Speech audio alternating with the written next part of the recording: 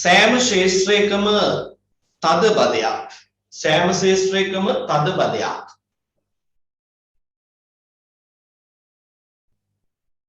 සෑම ශේෂ්ත්‍රයකම තද බදයක් නිර්මාණය වී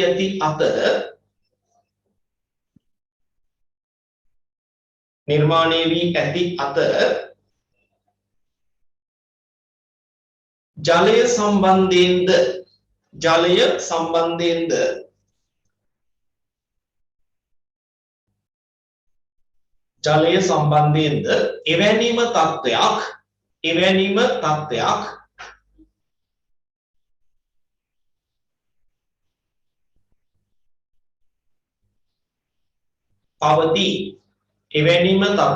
පවතී.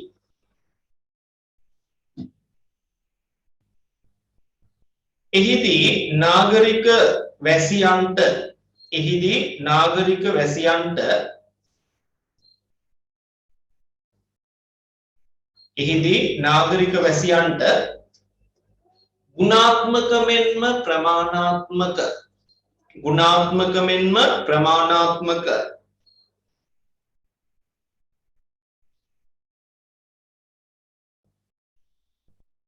ගුණාත්මක මෙන්ම ප්‍රමාණාත්මක ජල සම්පාදනය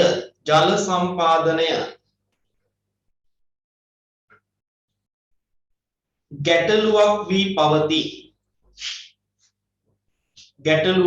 පවතී.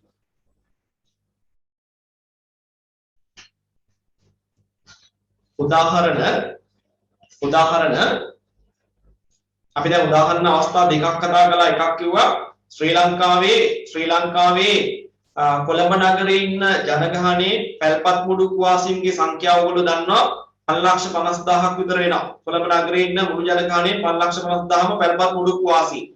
ඒතර ඒගොල්ලන්ට ජලය සම්පාදනය කියන දැන් මෙතනදී කිව්වනේ ගුණාත්මක ජලය සහ ප්‍රමාණාත්මක. ජලය ගුණාත්මක වෙන්න එපා. නේද? ජලය ගුණාත්මකව වැඩි ඒවා වෙන්න ඕනේ. දූෂිත ජලය ගැන නෙමෙයි මේ කියන්නේ පානය සඳහා සුදුසු ජලය. ඒ ටික සම්පාදනය කිරීමත් ගැටලුවක්. ඒ වගේම තමයි අවශ්‍ය ප්‍රමාණයට සම්පාදනය කරගන්න බැරි වීමත් ගැටලුවක්. නේද? මේ කාරණා දෙකම. එතකොට අපිට උදාහරණයකට ගන්න පුළුවන් කොළඹ නගරය ගැන. අපි ඒක ඉස්සෙල්ලා ලියමු. එයන කොළඹ නගරේ ජීවත් වන පැල්පත් හා මුඩුක්කු වාසීන්ට උදාහරණ අංක 1 කොළඹ නගරේ ජීවත් වන පැල්පත් හා මුඩුක්කු වාසීන්ට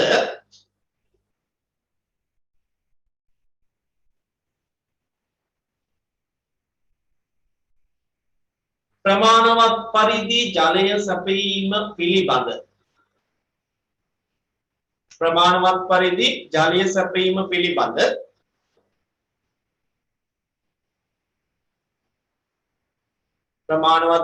ජලය සැපයීම පිළිබඳ ගැටලුවක් නිර්මාණය වී තිබේ.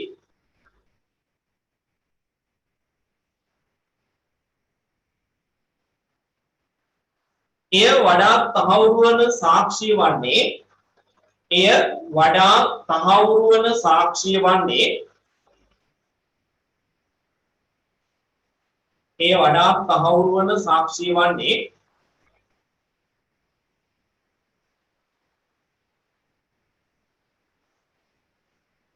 පැල්පත් හා මුඩුක්කු වාසීන්ට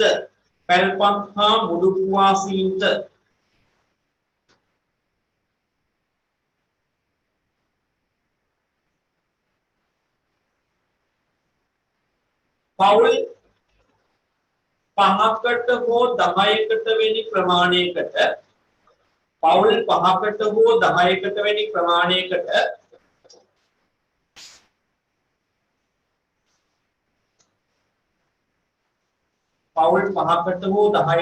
ප්‍රමාණයකට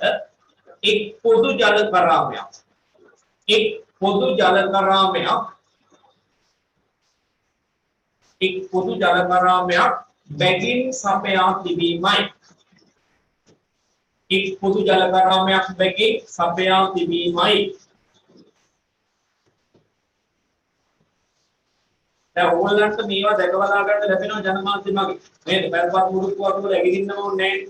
ඕගොල්ලන් බලනවා ඇති 4 කෝටිය කියන ටෙලිනාට්‍ය. නේද? ඕකේ පෙන්නනවානේ පැල්පත් මුඩුක්කු වාසීන්ගේ ස්වභාවය මොකක්ද කියලා. නේද? පැල්පත් මුඩුක්කු වාසීන්ගේ ජීවන චක්‍රය මොන වගේද කියන එක පැහැදිලි කරලා දෙනවා. එතෙන්දී ඔයගලන්ට ඉවෙන්ට් දකින්න බැරි අර පොදු ජල කරාම තුල කලාප භාවිතා කරන්න කියලා ඒගොල්ලෝ ෆීඩ්බැක් ලක් කරලා දෙන ආකාරය. නේද? ඒ ටික ඕගලන්ට නාගන්න සියලු දෙයක පවුල් 7ක 8ක 10ක කණ්ඩායම එක ටැප්පකට එකතු වෙනවා. එහෙම පරිසරයක් තියෙනවා කොළඹ නගරේ. ඒක උදාහරණයක්. අපි දෙවෙනි එක ලියමු පුතේ. ඉන්දියාවේ නවදිල්ලිය මුම්බායි වගේ නගරවල මුළු ජල අවශ්‍යතාවයෙන් සම්පූර්ණ කරන්න අපි කොච්චරයිද 50% වගේ ප්‍රමාණයක්. අපි ඒකත් මේ. ඊයන් උදාහරණයක් දෙක ඉන්දියාවේ නවදිල්ලි සහ මුම්බායි වැනි නගරවල ඉන්දියාවේ නවදිල්ලි සහ මුම්බායි වැනි නගරවල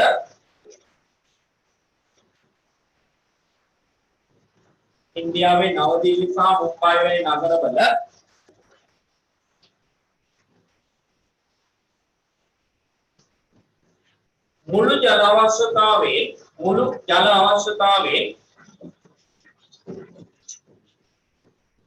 මුළු ජල අවශ්‍යතාවයෙන්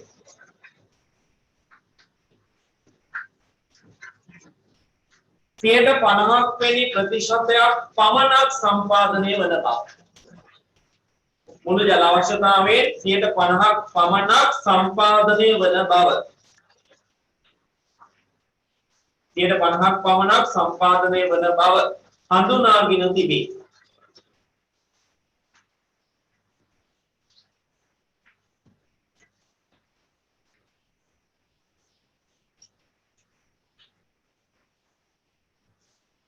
හොඳයි. එහෙනම් ඔන්න ජලය පිළිබඳ ගැටලුවකුත් ඒගොල්ලන්ට තියෙනවා. නාගරික පරිසරයේ ජීවත් වන මිනිසුන්ට සමාජ ආර්ථික ගැටලු කොටේ ප්‍රමාණවත් පරිදි වගේම ගුණාත්මක බවින් යුක්ත ජලය සපයා ගැනීම පිළිබඳ ගැටලුවකට ඒගොල්ලෝ මුහුණ පාලා ඉන්නවා.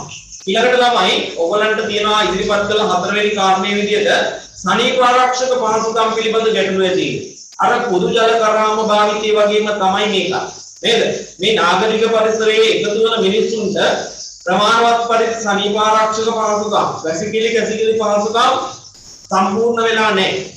ඒගොල්ලන්ට ඒ පිළිබඳ ගැටලුකාරී තත්ත්වයන්ට මුහුණ පාන්න වෙලා තියෙනවා. පොදු ජල කරාම භාවිතා කරනවා වගේම තමයි ඔය පැල්පත් මුඩුක්කු වාසීන්ගේ පැල්පත් මුඩුක්කු වතුවල පවුල් 2 3කට නැත්නම් 4කට 5කට පොදු එක් වැසිකිලියක් විදියට තමයි තියෙන්නේ. ඒතර ඒගොල්ලෝ ඒවා පොදුවේ තමයි පරිහරණය කරන්නේ. ඒ නිසා අපිට පේනවා සනීප ආරක්ෂක කටයුතු පිළිබඳව යම් ගැටලුකාරී තත්ත්වයක් මේ නාගරික පරිසරයන් තුළ දකින්න ලැබෙනවා. එහෙනම් සංවර්ධනය වෙමින් පවත්නා ලෝකයේ රටවල් වල සමාජ ආර්ථික ගැටලු කොටේ මේ සනීප ආරක්ෂාව පිළිබඳව තියෙන ගැටලුවත් අපිට කතා බහ කරන්න පුළුවන්. හොඳයි. එහෙනම් අපි ලියමු මේ කාර්යය. ලියන්න අධි ජනගණනයක් ඇති නගරවල අධි ජනගණනයක් ඇති නගරවල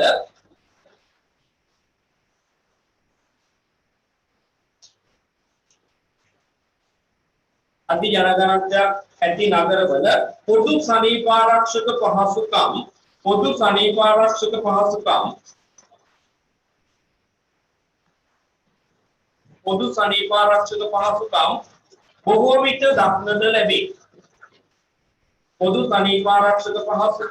බොහෝ විට දක්නට ලැබේ.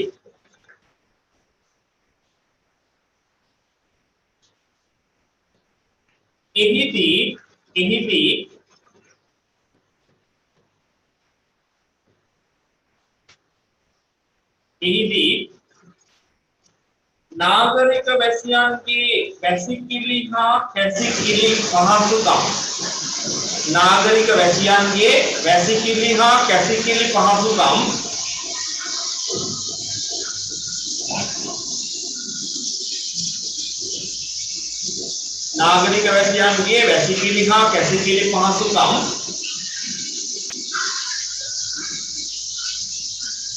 සඳහා පවතින ඉල්ලුමේ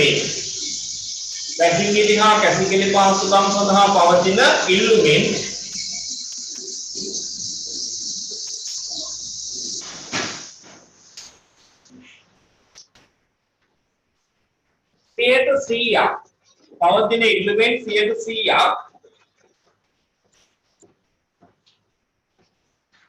සම්පූර්ණ කිරීම සිදු නොවන අතර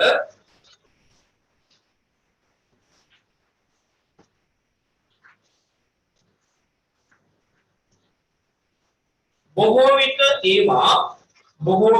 ඒවා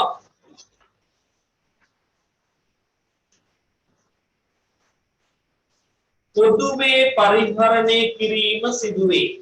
බොහෝ විට ඒවා පොදුවේ පරිහරණය කිරීම සිදුවේ.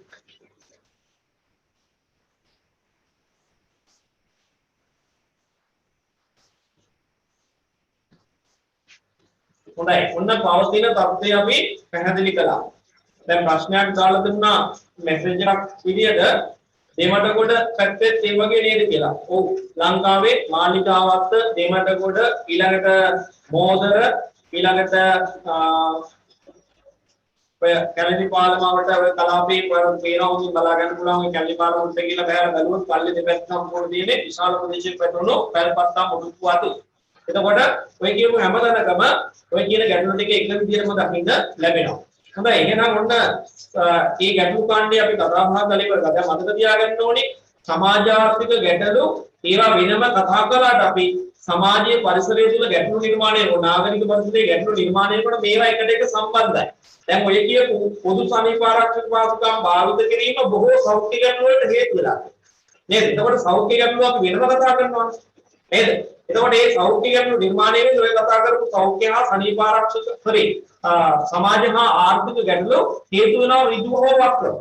දූෂිත ජලය පරිභෝජනය කරන පිටසක් නගරවල ඉන්නවා. ඒගොල්ලන්ට දූෂිත ජලය පරිභෝජනය කිරීම සහ සෞඛ්‍ය ගැටලු වලට මුහුණ දෙන්න වෙලා තියෙනවා. මේ සා හොඳට මතක තියාගන්න මේ සංවර්ධනයේ පොතේ රටවල් වල මේ ගැටලු ටික ගොඩවල් තුනකට රින් කරගෙන අපි කතා කළාට අධ්‍යයනය ලේසි වෙන්න මේවා එකට එක සම්බන්ධතාවක් ගොඩනැගිච්ච අවස්ථා දකින්න ලැබෙනවා සැබෑ ලෝකේ යථා දර්ශනය තුළ. ඒ බව අමතක කරන්න එපා. හරි? හොඳයි එහෙනම් අපි යමු මේ පරිසරවල දකින්න ලැබෙන සෞඛ්‍ය ගැටලු මොනවද කියලා බලන්න.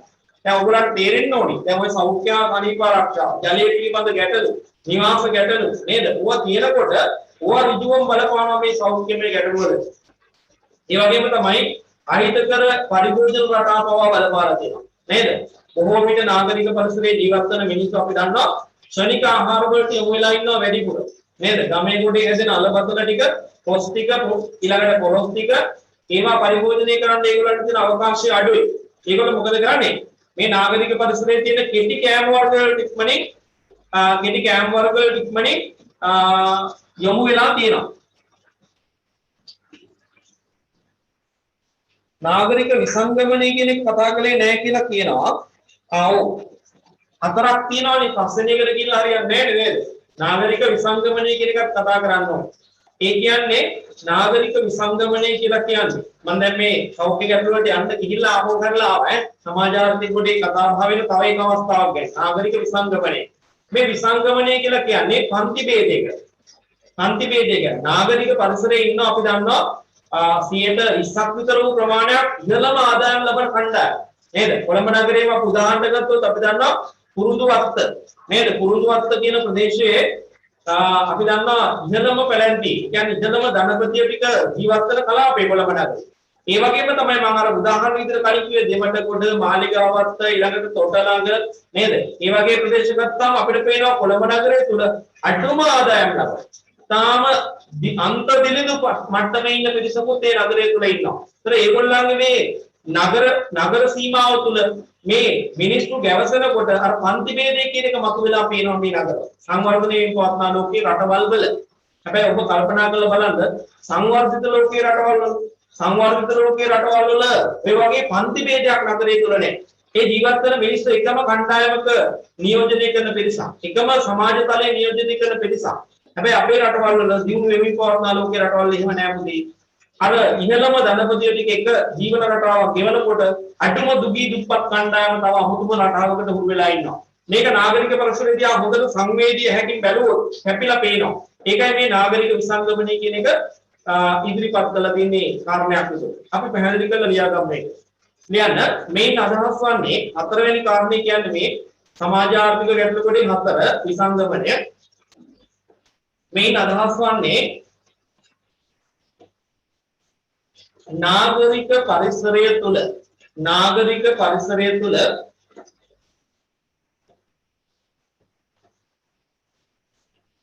ජීවත් වන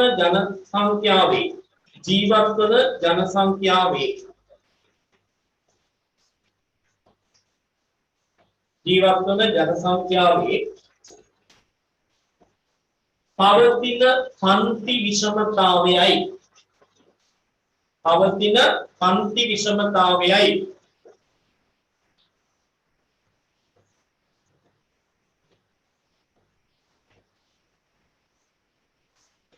එය සමාජීය තල වශයෙන් පවතින විෂමතාවය ලෙසද එය සමාජීය තල වශයෙන් පවතින විෂමතාවය ලෙසද සමාජීය තල වශයෙන් පවතින විෂමතාවය ලෙසද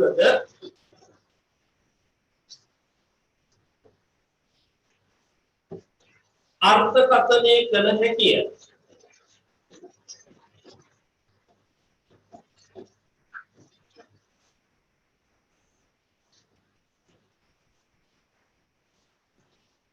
සංවර්ධනයේ වෙමින් පවත්නා ලෝකයේ රටවල සංවර්ධනයේ වෙමින් පවත්නා ලෝකයේ රටවල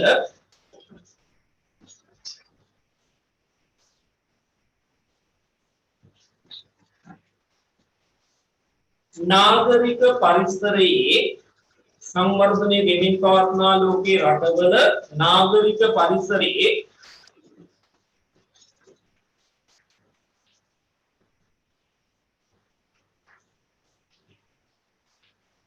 ජීවත් වන ජනපිරිස් අතර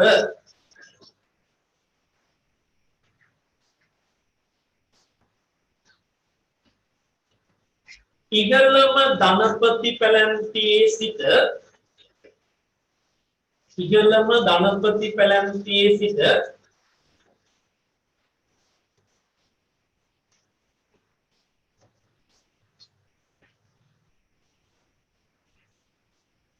අන්ත දුගී දුප්පත් පැලැන්තිය දක්වා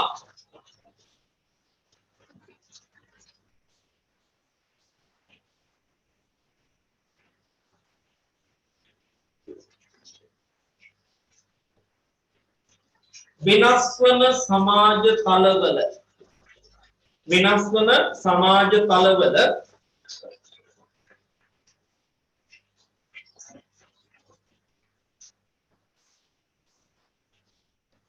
පුද්ගල කණ්ඩායම් ජීවත්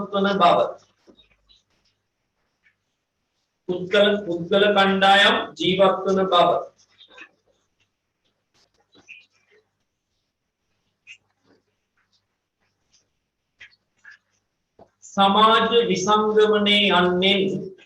සමාජ විසංගමනයේ යන්නේ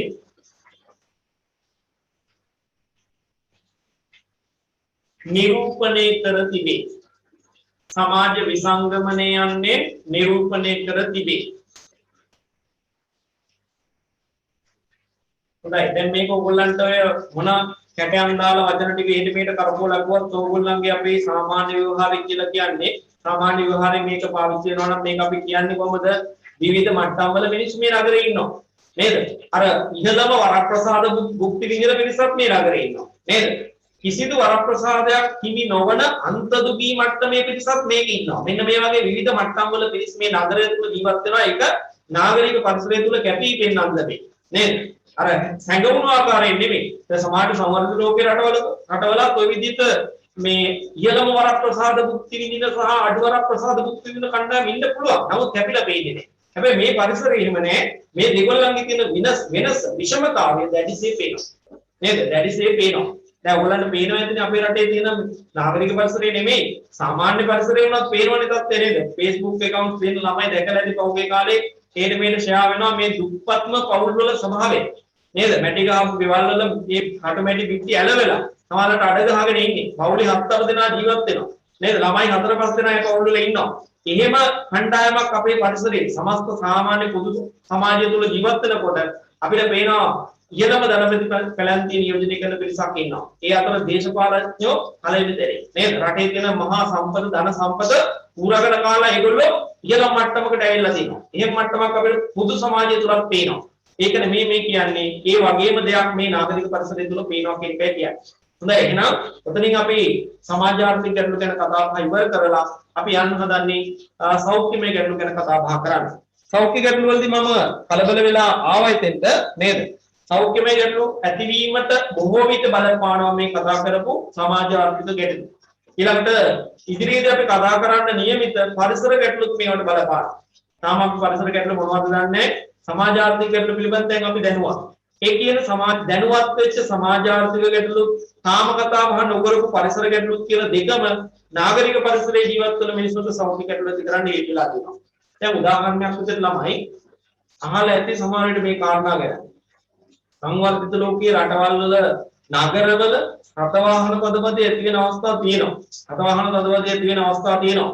හැබැයි වාහන වල නලා ශබ්ද කිරීම ෆෝන් එක ගන්න එක මේ සංවර්ධිත රටවල් වල තරම් ඒ රටවල් වල නැහැ. ඒ කියන්නේ ශබ්ද දූෂණය ගැනත් ඒ මිනිස්සු හිතනවා.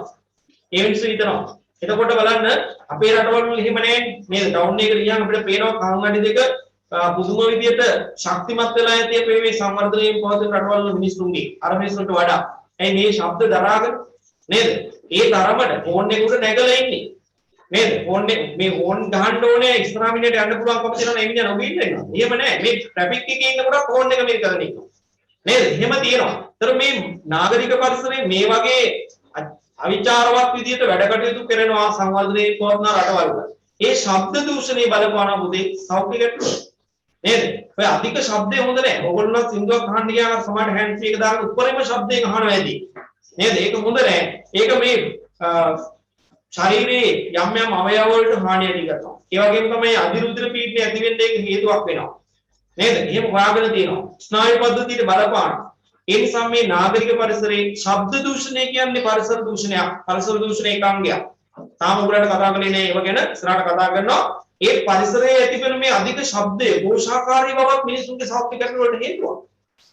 ඊළඟට පරිභෝජන රටා ගැන මම කියාගෙන ගියා. මේ මිනිස්සු කෙටි කෑම වර්ග වලට පුරු වෙලා ඉන්නවා. නේද? ඉක්මනින් කෑම ටික හදලා ආහාරට ගන්න පුළුවන් කෙටි කෑම වර්ග තමයි පුරු වෙලා ඉන්නේ. ඒක හොඳ නෑ. නේද? ඒවෙන් අපි දන්නවා මේ නාගරික පරිසරයේ ජීවත් වෙන මිනිස්සුන්ට බෝ වන රෝගයි, බෝ නොවන රෝගයි කියන දෙකම ඇති වෙනවා. වැඩිපුර ඇති වෙන්නේ බෝ නොවන රෝග. මොනවද මේ බෝ නොවන රෝග කියන්නේ? බෝ නොවන රෝග, බෝ වන රෝග කියලා කියන්නේ කෙනෙක්ගෙන් තව කෙනෙකුට සම්ප්‍රේෂණය වෙන්න පුළුවන් රෝග. නේද? සම්ප්‍රේෂණය වෙන්න පුළුවන් රෝග. දැන් මේ කොරෝනා වගේම ඊළඟට පාචනය වගේම කොලරා වගේම ඒවා බෝ වෙනවා. නේද? හැබැයි බෝ නොවන රෝග තියෙනවා. අතිරුධිර පීඩනය බෝ වෙන්නේ නැහැ. නේද? high blood pressure කියන එක බෝ වෙන්නේ නැහැ. ඊළඟට දියවැඩියාව බෝ වෙන්නේ නැහැ. නේද? ඊළඟට අර ක්ලාමතේ වගේ දේවල් මානසිකමය වශයෙන් නැති වෙන ඒවා නේද? ඒ වගේ දේවල් බෝ වෙන්නේ නැහැ. නමුත් ඒවා මේ නාගරික පරිසරයේ ජීවත් වෙන මිනිසුන්ට ඇතිවන බහුල මේ සෞඛ්‍යමය ගැටලු බවට පත් වෙලා වෙනකොට ඒවට හේතු දෙනවා. අර පරිභෝජන රටා බලපාලා තියෙනවා. සමහරවිට නොගැලපෙන චර්යා රටාවන් බලපාලා තියෙනවා. නේද? දැන් ඔය HIV AIDS වගේ දේවල් පැතිරලා යන්නේ මේ වගේ චර්යා රටාවන් බලපාලා තියෙනවා. අපි අර කියපු ආර්ථික ගැටලුවක් බලපාලා තියෙනවා. මොකක්ද ආර්ථික ගැටලුව? නගරයේ මහ විශාල වශයෙන් ජනසංඛ්‍යාව ඇදලා එනවා. එන පළියට රැකිය හැදෙන්නේ නැහැ මේ වර්ෂේ. නේද? රැකියාව හැදෙන්නේ නැහැ. ඒතර ඒ මිනිස්සුන්ට විරැකියාව පෙළෙනවා. ඒ එන පිරිසෙන් කරන්න දෙයක් නැහැ, රස්සාවක් නැතිකමට මේගොල්ලෝ මොකද කරන්නේ? අපි කලින් කිව්වා රැකියාව නැතිකමෙන් ගණිකා වෘත්ති වගේ දේවල් වලට මත්ද්‍රව්‍ය ජාවාරම් වලට වගේ දේවල් වලට අපේ වෙනවා. නේද? ඒවට ගියාට පස්සේ ඒගොල්ලෝ ඒවට පුරු වෙලා කටයුතු කරනකොට ඒක වක්‍රාකාරයෙන් බලපානවා බෝවන රෝග ව්‍යාප්ත වෙනවා. නේද? සමහරට බෝ නොවන රෝග වලටත් ඒක හේතුවක් වෙනවා. දුම්පානය වගේ දේවල්, ඊළඟට මත්ද්‍රව්‍ය භාවිතය වගේ දේවල් බෝ නොවන රෝග වල තීව්‍රතාවය වර්ධනය කරන්න හේතු වෙනවා. එහෙනම් සෞඛ්‍ය ගැටලු ගැන අපි කතා කරමු. පළවෙනි සෞඛ්‍ය ගැටලුව තියෙනවා බෝවන සහ බෝ නොවන රෝග වේගයෙන් ව්‍යාප්තිය. අවශ්‍ය දේවල් ටික දැන් සියල්ල කියවුණා. මොනවද? නොගැලපෙන චර්යා රටාව. කෙටි ආහාර ක්‍රම වලට හුරු වීම. නේද? ඊළඟට පරිසර දූෂණය. මේ වගේ සියලුම කාරණාවල අවසාන ප්‍රතිඵලය තමයි නාගරික පරිසරයේ ජීවත් වන මිනිස්සුන්ට බෝ නොවන සහ බෝ වන රෝග වලට මුහුණ දෙන්න සිදුවීම. ඒවා වැළඳීම. අපි ලියමු. මෙහෙම ලියන්න. සංවර්ධනයේ වෙමින් පවතින රටවල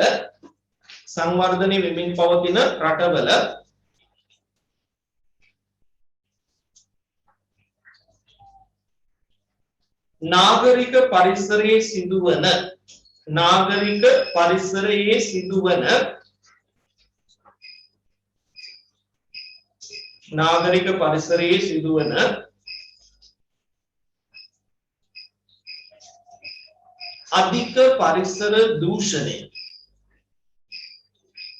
අධික පරිසර දූෂණය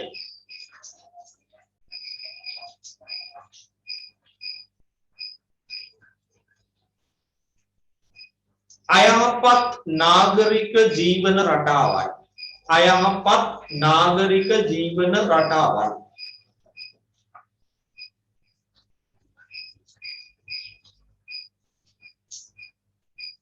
අයහපත් නාගරික ජීවන රටාවයි.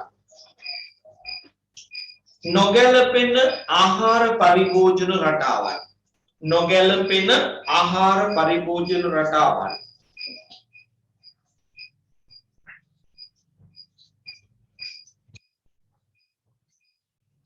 හේතුවෙන්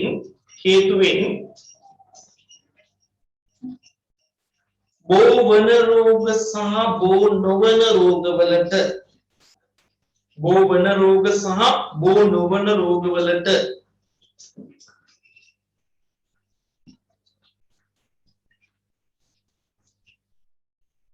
බෝ වන රෝගවලට සහ බෝ නොවන රෝගවලට මුහුණ පෑමට සිදුව තිබේ. මුහුණ පෑමට සිදුව තිබේ.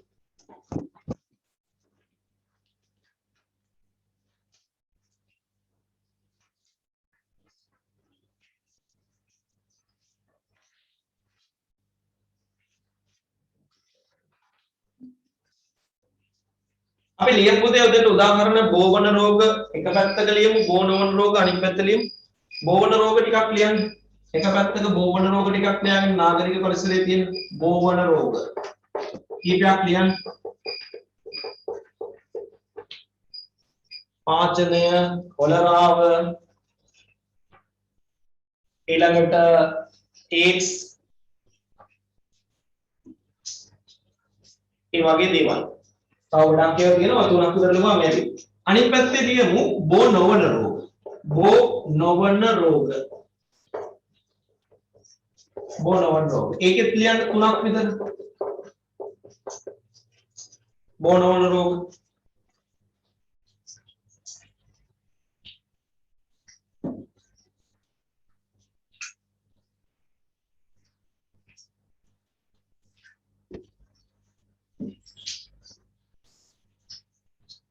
මොනවද? අධිරුධිර පීඩනය, දියවැඩියාව, ඊළඟට පිළිකා,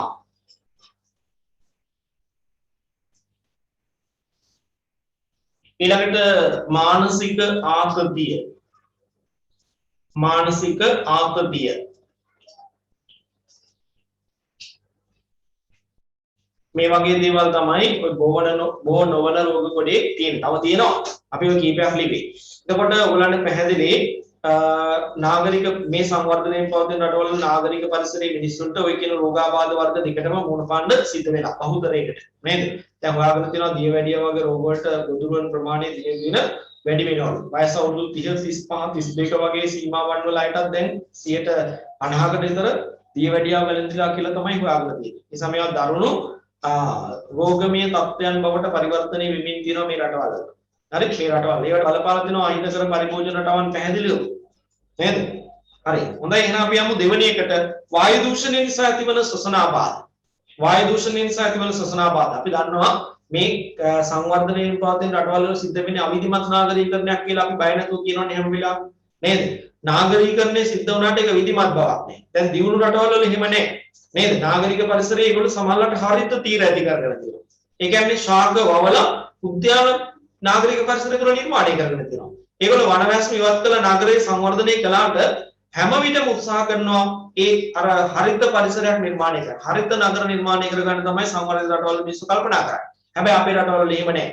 තියෙන ටිකක් විනාශ කරලා දාලා කොහොම හරි භූමිය හදාගෙන ඒ තැන්වල ගොඩනැගිලි හදලා නගරේ ප්‍රසාරණය කරගන්න බලනවා විනා පරිසරය ආරක්ෂා කරගෙන හරිත නගර නිර්මාණය කරන සංකල්පයක් හිතවල නැහැ මිනිස්සුන්ගේ. නේද? ඒ වගේම තමයි විශාල වශයෙන් වාහන රථ වාහන මේ නගරවලට එනවා.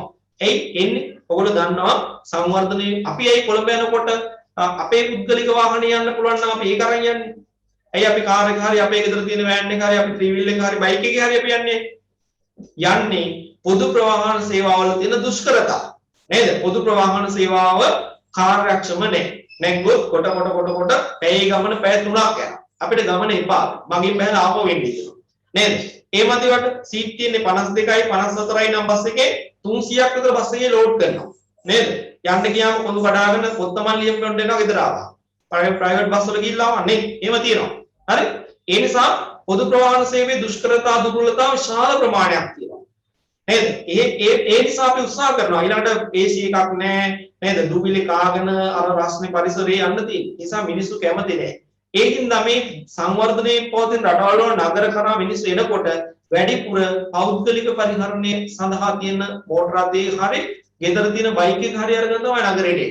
පොදු ප්‍රවාහන සේවය ගැන විශ්වාසයක් ඇත්තෙම නැහැ. ඒක අපි දන්නවා මේ නගර වලට මා විශාල වශයෙන් මේ හැමදාම රථ වාහන ඇතුළු වෙනවා. දැන් කොළඹ නගරේ විතරක් වාහන තියෙනවලු උදේ වගේ මේ දවසේම නෙමෙයි කොළඹ නගරයට විතරක් සාමාන්‍ය සතියේ දිනක උදේ වගේ රථ වාහන ලක්ෂ 10ක් විතර ඇතුළු වෙනවා. විවිධ ප්‍රදේශවල විවිධ පැතිවල. හිතා ගන්නකො ඉතින් නේද? නගරයේ ඇතුලේ රථ වාහන ලක්ෂ 10ක් ඇතුළු වෙනවා කියන්නේ එන්ජින් ලක්ෂ 10ක් වැඩ. නේද? එන්ජින් ලක්ෂ 10ක් වැඩ. ඒවෙ දහනේ නිකන් වැඩ කරන්නේ නැහැ. පෙට්‍රල් ඩීසල් මොන හරි ඉන්ධනයක් පාවිච්චිලා වැඩ කරන්නේ.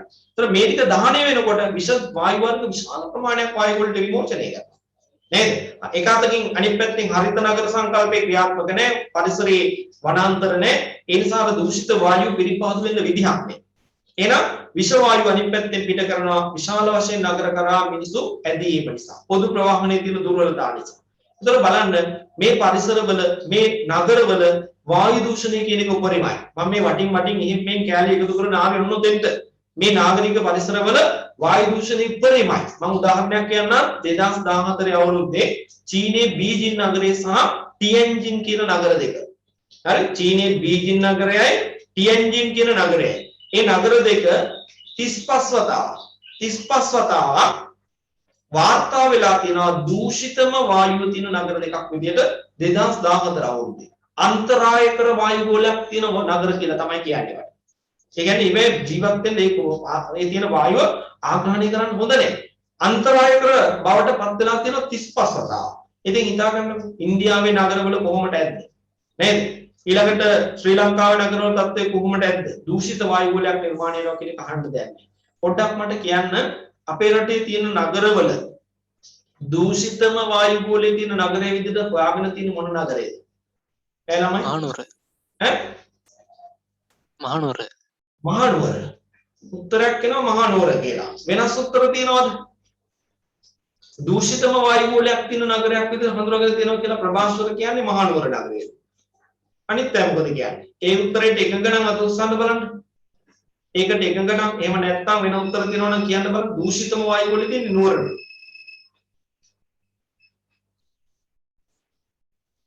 කොහේනේ උත්තර නෑ. ප්‍රභාස්වරගේ උත්තරේ හරියි.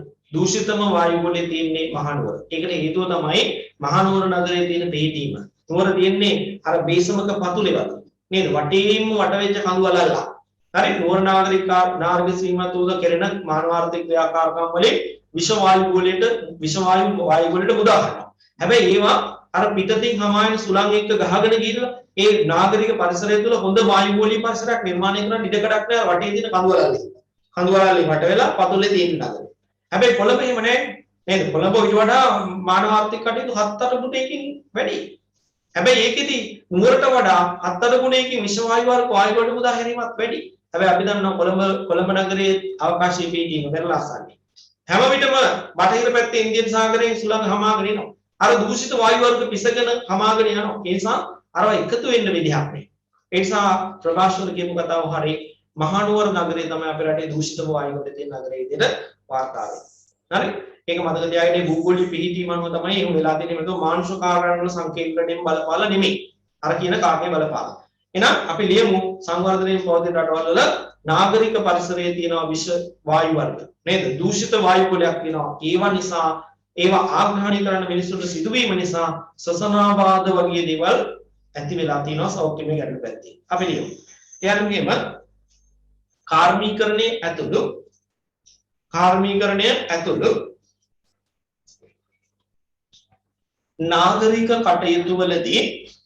කාර්මීකරණය ඇතුළු නාගරික කටයුතු වලදී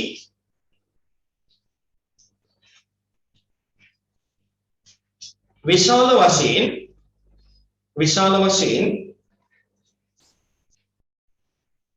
වශයෙන් වායු දූෂණය වීමේ ප්‍රතිඵලය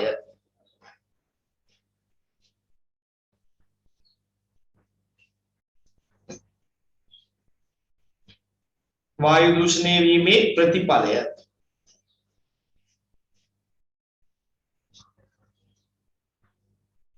නාගරික පරිසරයේ ප්‍රජාවට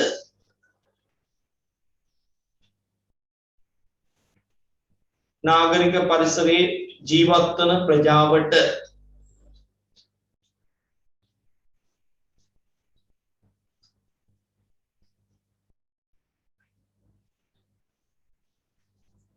විවිධ සසර රෝග ඇතිවීමයි විවිධ සසර රෝග ඇතිවීමයි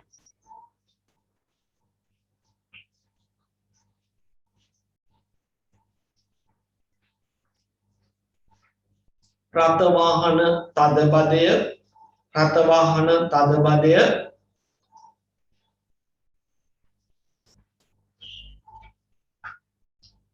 හරිත නගර සංකල්පයෙන් බැහැරවීම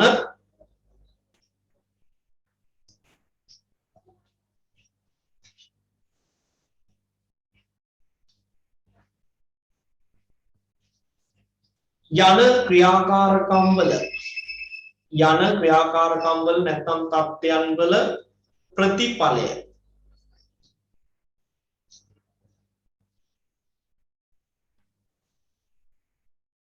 සර් පොඩක් අහපව් කියන්නකෝ ඒක. කොතන ඉඳලාද? අර ජන කියලා නතර කරලා අර මේ සංකල්ප බැහැරවීම ආයි කියන්නකෝ ලියන්නකෝ.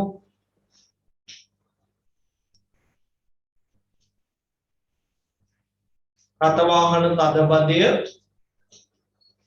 හරිත නගර සංකල්පයෙන් බැහැරවීම යන හරිත නගර සංකල්පයෙන් බැහැරවීම යන ක්‍රියාකාරකම් වල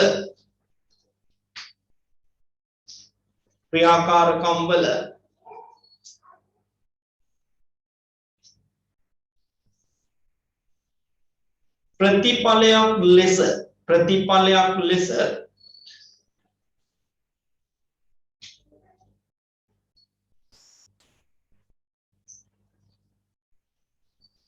මෙවැනි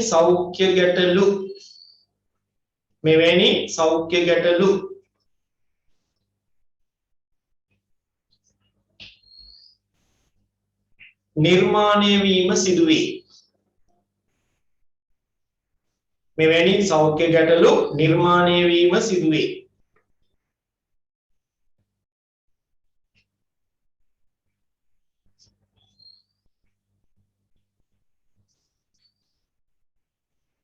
උදාහරණයක් අපි ලියමු. දැන් අපේ රටවල තව ගැටලුවක් තමයි ඔකත් එක්කම සම්බන්ධව කතා කරන්න පුළුවන්. දැන් දියුණු ලෝකයේ රටවල තියෙනවා මේ නාගරික පරිසරයේ මේ සවි කරලා වායු ගෝලයේ තියෙන කන්ඩිෂන් එක තත්ත්වය දර්ශනය කරන දර්ශක. ඒ කියන්නේ ඕනෙම කෙනෙකුට බලා ගන්න පුළුවන්. දැන් ඔයගොල්ලෝ දැකලා තියෙනවනේ නගරවල තියෙනවනේ අර ඩිජිටල් ඔරලෝසු වයි කරපු ඔරලෝසු කණු නේද? තියෙනවනේ. ඒ වගේ සංවර්ධිත ලෝකයේ රටවල තියෙනවා මේ ඩිජිටල් තිරයක් සහිත දර්ශක ඉදිරිපත් කරලා තියෙනවා මේ වායු ගෝලයේ තියෙන කන්ඩිෂන් එක. ඔක්සිජන් කොච්චර තියෙනවද, නයිට්‍රජන් කොච්චරද, කාබන් ඩයොක්සයිඩ් ප්‍රතිශතය කොච්චරද, ඊළඟ වෙන විෂ වායු වර්ග තියෙනවා නම් ඒවා කොච්චර ප්‍රමාණයක්ද ඕවා බලා ඉන්ඩිකේට් කරගන්න පුළුවන් වෙන දර්ශකයක් නාගරික පරිසරයේ පොදුවේ බලා ගන්න තියලා තියෙනවා. හැබැයි අපේ රටවල එහෙම තියෙනවා කියලා දැකලා තියෙනවද? අපේ රටේ කොහෙවත් තියෙනවද එහෙම එකක්? ඉන්දියාවේ තියෙනවද? එහෙම නැහැ. නේද? ඒ වගේ දර්ශක භාවිතා නොකිරීමත් මේ වගේ තත්ත්වයන්ට යන්න හේතුවක් වෙලා තියෙනවා. දැන් අර වගේ ඉන්ඩිකේටර්ස් තියෙන නගරවල මිනිස්සු දන්නවා ඒක බැලුවාම දැන් තියෙන තත්ත්වය හොඳ නැහැ. මාස්ක් එකක් දැන් පළඳින්න හොඳ වෙලාව නේද? ඒගොල්ලෝ මාස්ක් එකක් පාවිච්චි කරනවා. අපි දැන් මේ කොරෝනාව නැත්තම් අපි කවදාවත් මාස්ක් එකක් දානවද? එහෙම නැහැ නේද? නාගරික පරිසරය යනකොට පුළුවන් නම් මාස්ක් එකක් පාවිච්චි කරන්න ඕනේ. ඒකට හේතුව තමයි අපිට මේ වායු ගෝලය කොච්චර දූෂිතද, ඒකේ කාබන් අංශ කොච්චරද, ඊයම් අංශ කොච්චරද, වෙනත් දූෂක ද්‍රව්‍ය කොච්චර තියෙනවද අපිට පේන්නේ නැහැ. ඒ නිසා පාවිච්චි කරන්න පුළුවන් නම් හොඳයි මේ වගේ ශ්වසන ආබාධ වලින් වැළකීම. අපි ඒකත් උදේට ලියලම උදාහරණයක් කියමු. මේකත් උදේටම ලියන්න. මෙවැනි නගරවල වායු ගෝලයේ පවතින මෙවැනි නගරවල වායුගෝලයේ පවතින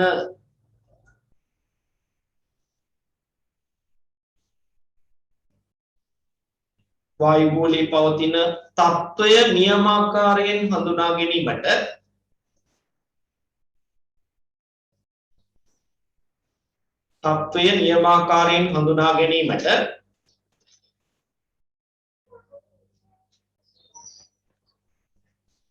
උපකරණ සවි නොකර තිබීමද තත්ත්වය නියමාකාරයෙන් හඳුනා ගැනීමට උපකරණ සවි නොකර තිබීමද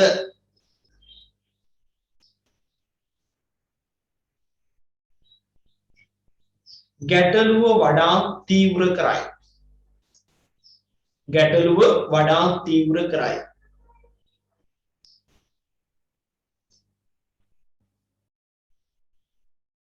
අපි උදාහරණයක් ලියමු වායු දූෂණය ගැන මම කිව්වා 2014 අවුරුද්දේ කොයි නගර දෙකද චීනයේ බීජිං නගරය සහ ටියන්ජින් නගරය මේ දෙන්න තමයි අර 2014 දී 35 වතාවක් අන්තරායකාරී වායු ගෝලයක් තියෙන නගර විදියට වාර්තා වෙලා එකම අවුරුද්ද තුල 35 වතාවක් හරි අපි ඒක උදාහරණ ලියමු ලියන්න උදාහරණ ඉඳ තියෙනව නේද ලියන්න නැත්නම් ඔය මාජින් එකේ හරි පැත්තට දාලා ඉතලයක් දාලා ලියන්න උදාහරණ චීනයේ බීජිං සහ ටියන්ජින් යන නගර චීනයේ බීජිං සහ ටියන්ජින් යන නගර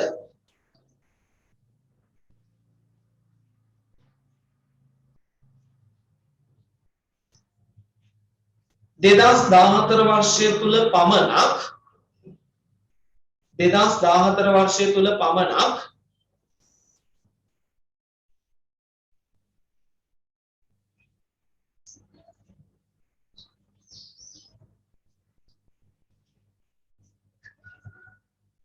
අන්තරායකාරී වායු ගෝලයක් ඇති නගර ලෙස අන්තරායකාරී වායු ගෝලයක් ඇති නගර ලෙස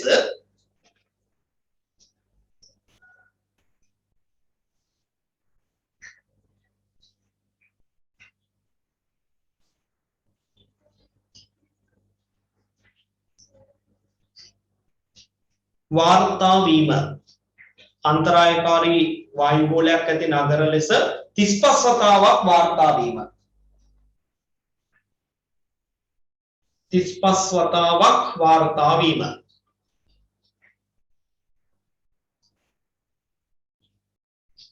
දැන් ඔයගොල්ලෝ දැකලා ඇති කොරෝනා මේ ගැටලුව ඉන්න කලිනොත් BBC නිවුස් එකෙන් බලනවනම් පෙන්නන ඇති චීනයේ නාගරික පරිසරවල මිනිස්සු ගැවසෙනකොට ඒගොල්ලෝ මාස්ක් එකක් පළඳින අවස්ථාවෙම දැකලා ඇති කොරෝනා එන්න කලින් නේද? එහෙම තියෙන්නේ ඒ වගේ දූෂිත නගරවල මිනිස්සු සමහර බුද්ධිමත් මිනිස්සු ඒ වගේ තමන්ගේ ඒ දූෂිත වායු වලින් තමන්ට ඇති වෙන්න පුළුවන් සෞඛ්‍යමය තර්ජන අවම කරගන්න ඒ වගේ දේවල් වලට යොමු වෙලා තියෙනවා. හරි?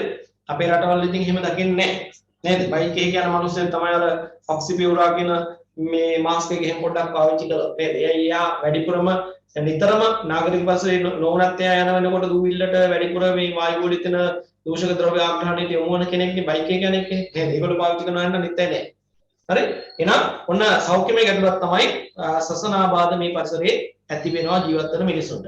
අපි අර තුන්වෙනි එකට ජල හිඟේ හා ගුණාත්මක ජලයේ හිඟකම්. ජල හිඟේ. ඒ කියන්නේ ප්‍රමාණාත්මක ජලයක් නෑ කලින් කිව්වා. ඒක කලින් කිව්වා. ප්‍රමාණාත්මක ජලය සම්පාදනය කරන්නත් බෑ මේ නගරවලට. ඒ වගේම තමයි තියෙන ජලයේ ගුණාත්මක භාවය පිළිබඳව තහවුරුවක් කරගන්නත් බෑ. නේද? දැන් උදාහරණයක් විදිහට ගත්තාම ඉන්දියාවේ කළුගඟ කියලා එකක් තියෙනවා. මේ ඉන්දියාවේ කළුගඟ ආශ්‍රිත කලාපයේ සම්පූර්ණම කාර්මික කලාපයක්.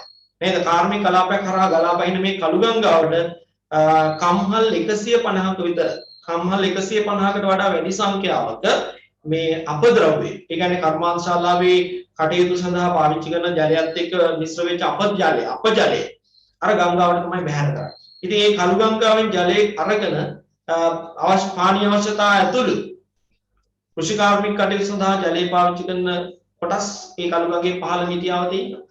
මේ මිනිසුන්ගේ ජීවන තත්ත්වයට සෞඛ්‍යමය තත්ත්වයට මොන වගේ බලපෑමක් ඇති වෙනවද කියලා ඔබට හිතා ගන්න පුළුවන්. සමහරට අර කාර්මික කලාපය තුළ රසදිය භාවිත කරන කර්මාන්තශාලායි. රසදියකට මිශ්‍ර වෙන්න පුළුවන්. නේද? මිශ්‍ර වෙන්න පුළුවන්. එහෙම ගැටලු ඇති වෙනවා. දැන් ඔයගලන්ට මම කලින් කියලා තියෙනවා ජපානයේ මිනමාට අබොක්ක ආශ්‍රිතව ඇති වෙච්ච ගැටලුව. නේද? මිනමාටා බොක්කොට ජලය කියන ගංගාව දෙපස කර්මාන්ත කලාපයක්. ඒ එක්තරා කාලයකදී ඒ කර්මාන්ත කලාපයේ එක කර්මාන්තශාලාවකින් රසදිය මිශ්‍ර ජලය බැහැර කළා ගඟට. ඒ රසදිය මිශ්‍ර ජලය ගඟ දිගේ ඇවිල්ලා මිනමාටා බොක්කා සාගර කලාපයේ වන රසදිය අන්තර්ගත ජලය නිර්මාණය වෙනවා. හරි? ඒ රසදිය කොච්චර ජලය තියෙනවද කියනවා නම් කාලයක් යනකොට ඒවා මාළුන්ගේ ශරීර වලට යනවා. ඒ මාළු දීවර කර්මාන්තයේදී මාළු අස්වනු අරගෙන රට පුරා විකුණපු යම් කලාපයක එයා පරිභෝජනය කරපු මිනිස්සුන්ට ලෙඩක් හැදෙන්න පටන් ගන්නවා. ඒ ලෙඩේ මොකක්ද කියලා හරියට හොයාගන්න බෑ පළවෙනි අවස්ථාව. විශාල ගවේෂණ කරනවා ලෙඩේ සම්බන්ධයෙන්. විවිධ රෝග ලක්ෂණ විවිධාකාර දේවල් බලන බලනකොට විකෘති දරුවපත් ඇති වෙනවා. මල දරුවපත් ඇති වෙනවා. ඊළඟට අඩු වයසින් දරුවෝ උපදින්න පටන් ගන්නවා. මේ වගේ ගැටලු තමයි තිබුණේ. මේකට හේතු ගන්න පටන් ගත්තාම හම්බ වෙනවා හේතුව අර අපද්‍රව්‍ය මිශ්‍රිත මේ රසදිය ජලය මිශ්‍රිත අපජලය ගංගාවට බැහැර කිරීම මේකට හේතු වුණා කියලා බාරගන්න. ඒතර බලන්න දැන් ජපානය කියන්නේ සංවර්ධනයෙන් පවතින රටක් නෙවෙයිනේ. ඒක අපිට මේ උදාහරණ ලයිස්තුවට මෙතෙන්ට ගන්න බෑ.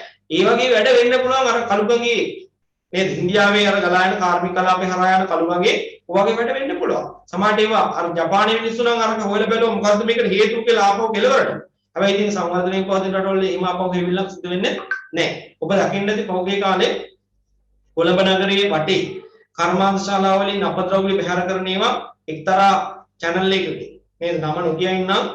මොකද අපිට පේනවා අපේ රටේ තියෙන ජනමාධ්‍ය වලට වඩා ජඩ මාධ්‍ය. නේද? ජඩ මාධ්‍යත් අපිට පේනවා හොරුන්ට තමයි සපෝට් එක. ඒ නිසා මම නම නොකිය ඉන්නම් එක්තරා මාධ්‍ය නාලිකාවක් කණ්ඩායමක් කරගෙන කැලණිගඟේ ගියා. ඔරු වල නැගලා බෝට්ටු වල නැගලා කැමරාවට වගන ගියා මේ දූෂිත ජලය බැහැර කරන මේ අපජලය බැහැර කරන මූලාශ්‍ර හොයන්න. කර්මාන්ත හොයන්න. යනකොට ඇසට පෙන්නවා කර්මාන්ත ටික. මේ ආවල් ඒවා මෙන්න බලා ගන්න කියලා පෙන්නවා. ඒ කැලණිගඟෙන්ම තමයි වතුර ටික අරගෙන පිරිපහදු කරලා කොළඹ නගරයට දෙන්නේ. නේද? පිරිපහදු කළාට බැරලෝක වගේ දේවල් අයින් වෙන්නේ නැහැ. නේද?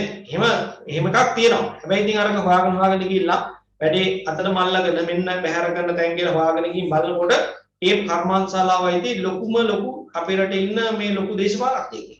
හිතවතේ. නේද? වැඩේ එතනින්ම ඉවරයි. ඒක එහෙමම යටපත් වුණා. තාම වැඩේ විදිහටම ලස්සනට සිද්ධ වෙනවා. දූෂිත ජලය ඒ විදිහටම තියෙනවා. නේද? පිරිපාදු කරලා කොළඹ නගරෙට බෙදෙනවා. කවුරුත් කතාවක් නැහැ. එහෙම තියෙනවා. දේශපාලනික වැඩියක් තියෙනවා. ඒ නිසා තමයි අපේ රටවල් මේ මට්ටමේ තියෙන හැමදාම. මම ඔයගලන්ට බය නැතුව කියනවා මම මෙතෙක් කල් වරින් වරනේ කිව්වේ. වරින් වර කිව්වා මේ රටවල් ඉන්න පුළුවන් රටවල් නෙමෙයි. ඉගෙන ගන්න පිට රටවලට යන්න කියලා. මම දැන් එහෙම නෙමෙයි හැමදාම කියනවා. ඉගෙනගෙන මේ රටවල් ඉන්න එපා. මේවා හැදෙන්නේ නැහැ. මේවා කවදාවත් හදන්නත් බෑ. ඒ නිසා ඔයගොල්ලෝ දැන් ඉඳන් හිතට දාගන්න මම කවදා හරි දවසක මේ රටේ නෙමෙයි රට යනවා. රට කියලා ජීවත් වෙනවා කියලා හිතන්න. එහෙම නැත්නම් මේක වෙනස් වෙන්න නම් අමුතුම කෙනෙක් මේක බිහි වෙන්න ඕනේ. මේ යන ක්‍රමයට කවදාම මේක හැදෙන්නේ නැහැ විනාශ වෙනවා මිසක. ඒ නිසා උත්සාහ කරන්න හැම වෙලේම රට යන්නේ. අපි පොඩ්ඩක් ලියමු මේ ජලහිඟේ හා ගුණාත්මක ජල සපයා ගැනීම කියන අංශ දෙක සම්බන්ධයෙන් තියෙන තත්ත්වය නිසා සෞඛ්‍ය තර්ජන ඇති වෙලා තියෙනවා කියන කාරණේ. උදාහරණයක් අපි ගමු කළුගඟේ ගැටලුව. කළුගඟේ කියන්නේ ලංකාවේ නෙමෙයි ඉන්දියාවේ. හරි? කියන්න නාගරික ජල ඉල්ලුම නාගරික ජල ඉල්ලුම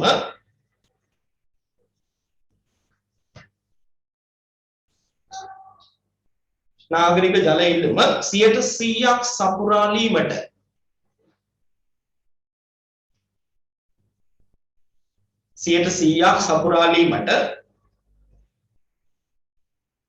අපොහොසත් වන බව 100%ක් සපුරාලීමට අපොහොසත් වන බව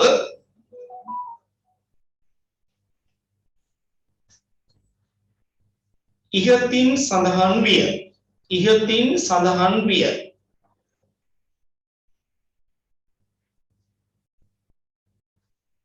ඒ අනුව නාගරික ජනතාවගේ 100%ක් සපුරාලීමට නොහැකි බව ඉහතින් සඳහන් විය. ඒ අනුව නාගරික ජනතාවගේ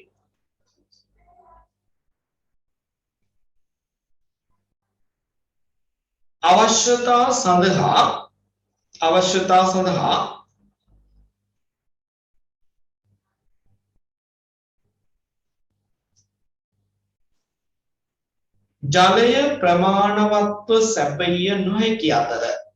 ජලය ප්‍රමාණවත්ව සැපයිය නොහැකි අතර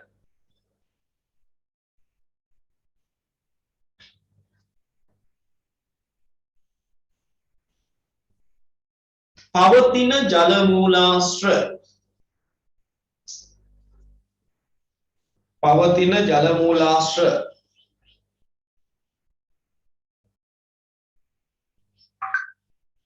විවිධාකාරයෙන්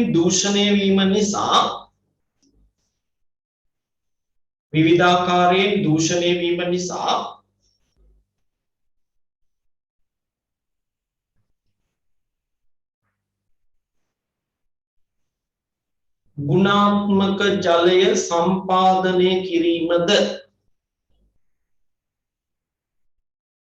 ගුණාත්මක ජලය සම්පාදනය කිරීමද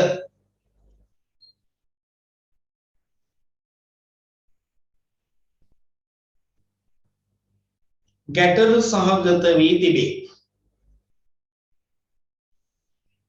ගුණාත්මක ජලය සම්පාදනය කිරීමද ගැටලු සහගත වී තිබේ.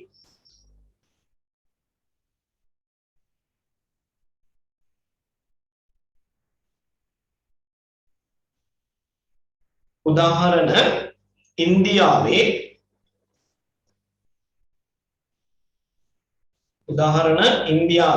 කළු ගංගාව දෙපස පිහිටි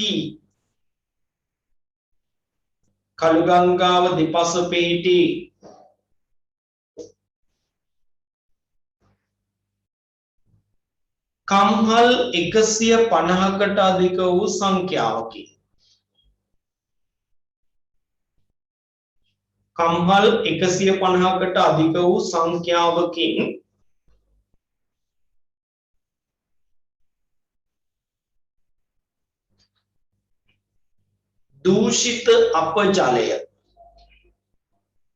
දූෂිත අපජලය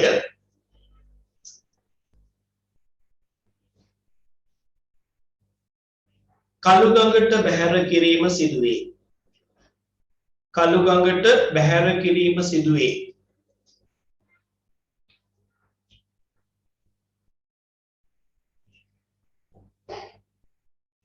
හොඳයි ඊළඟට පුතේ ඊළඟ උදාහරණය තමයි චීනයේ නගර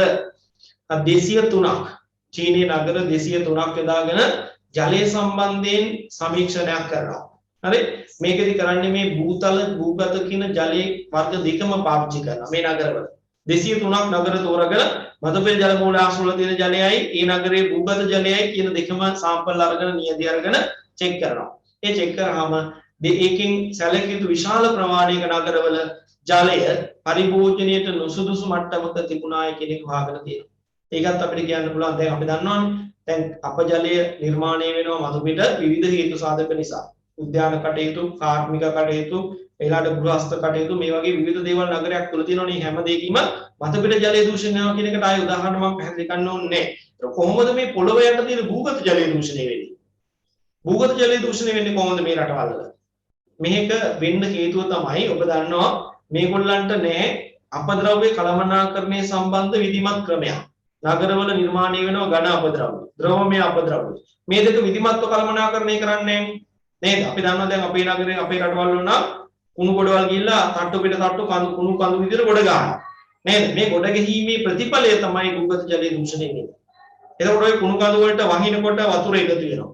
ඒවෙන් පල් ජලය අපජලය නිර්මාණය වෙනවා. එකම තැන නෙමේ කුණු කන්ද තියෙන්නේ. අවුරුදු 20 30 40 එක තැන තියෙනකොට අර පල් වෙන අපජලය අර පොළවේ ඒ ස්ථානයෙන් භූගත වෙන්න පටන් ගන්නවා. අභ්‍යන්තරයට කාන්දු වෙලා යන පටන් ගන්නවා. ඒ කාන්දු වියාමේ ප්‍රතිඵලය තමයි ඒ දූෂිත අපජලය භූගත ජලතරයට භූගත ජල ගබඩාවටම එකතු වෙනවා. නේද? ඒ නිසා ඔන්න තවත් දෙවෙනි උදාහරණයක් අපිට ලියන්න පුළුවන් චීනයේ කරපු ජලය සම්බන්ධ සමීක්ෂණයේ ප්‍රතිඵලය. අපි ලියමු උදාහරණ අංක 2. චීනයේ නගර 203ක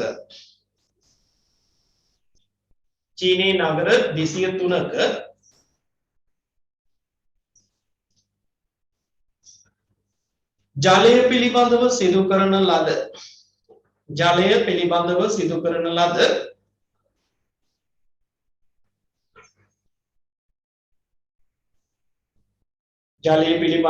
කරන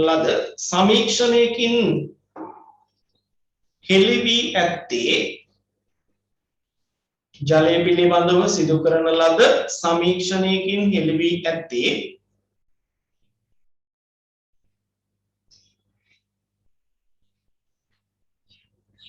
නගර බොහෝමයක භූගත හා භූතල ජලය. නගර බොහෝමයක භූගත හා භූතල ජලය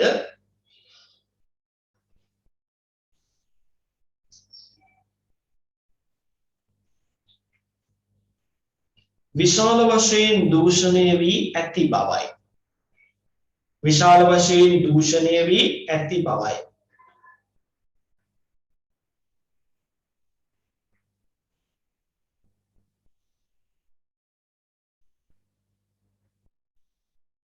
උදාහරණ දෙකට පහලින් මෙහෙම ලියන්න.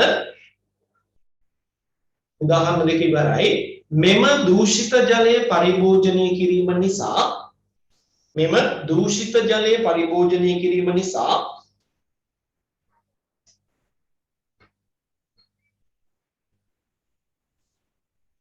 දූෂිත ජලය පරිභෝජනය කිරීම නිසා මෙම රටවල වැසියන්ට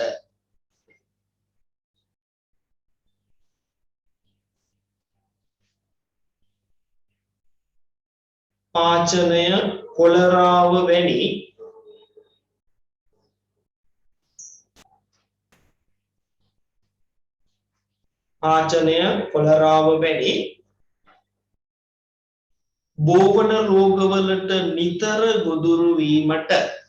බෝපන රෝගවලට නිතර ගොදුරු වීමට සිදු වී තිබේ. නිතර ගොදුරු වීමට සිදු වී තිබේ.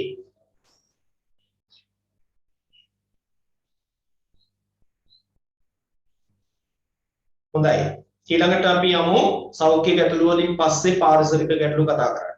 දැන් ඔබට මේ පිළිවෙල ඕනනම් ටිකක් ඕනනම් මග යන්නද කියලා පැටලුණාද කියලා හිතෙන්නත් පුළුවන් සමහරලාට. සමහර වෙලාවට. ඇයි? සෞඛ්‍ය ගැටලු අන්තිමට කතා කළා නම් හොඳයි කියලා හිතෙන්නේ නැති. නේද? ඇයි? සමාජ ආර්ථික ගැටලුවයි පරිසර ගැටලුවයි කියන දෙකම තමයි සෞඛ්‍යමය ගැටලු වලට හේතු වෙලා තියෙන්නේ. නේද? කමක් නැහැ. ඔබ මතක තියාගන්නකෝ සෞඛ්‍ය ගැටලු වලට හේතු වෙන්නේ කලින් කතා කරපු සමාජ ආර්ථික ගැටලුව මේ දැන් කතා කරන හදන පරිසර ගැටලුව දෙකම. හරි? එහෙම මතකයක් තියාගන්න. අපි යම් පරිසර ගැටලු වල පළවෙනි පරිසර ගැටලුව රතවාහන තදබදේ. මම ඕකට කලින් හේතුව පැහැදිලි කළා. ඇයි රතවාහන තදබදේ මේ නගරවල බහුල දකින්න ලැබෙන පරිසර ගැටලුවක් බවට පත් වෙලා තියෙන්නේ? රතවාහන තදබදේ මේක බලපාන්නේ පරිසර ගැටලුවගේ මොන පැත්තටද? ශබ්ද දූෂණයට බලපාන. නේද? වායු දූෂණයට බලපාන.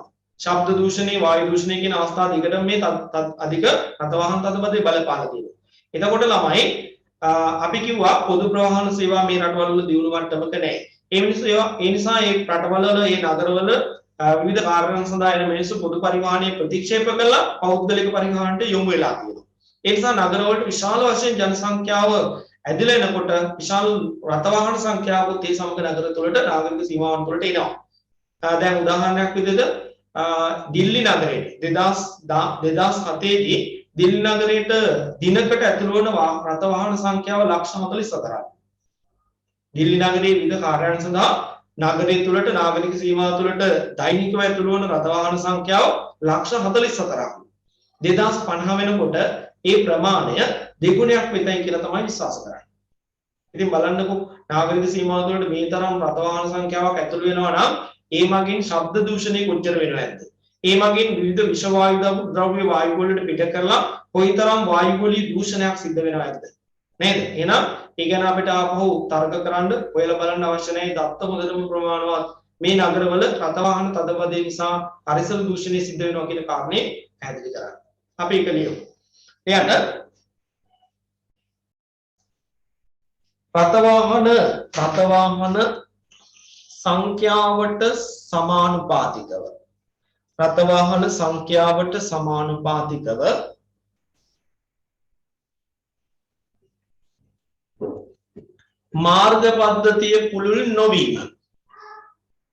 මාර්ග පද්ධතිය පුළුල් නොවීම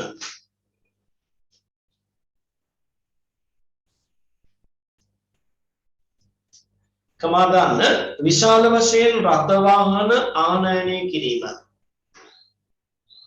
විශාල වශයෙන් රථවාහන ආනයනය කිරීම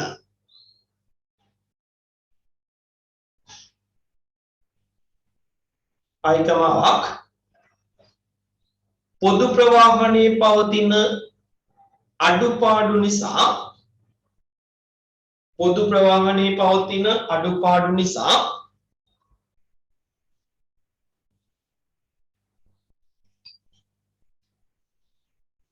ඒවා ප්‍රතික්ෂේප වීම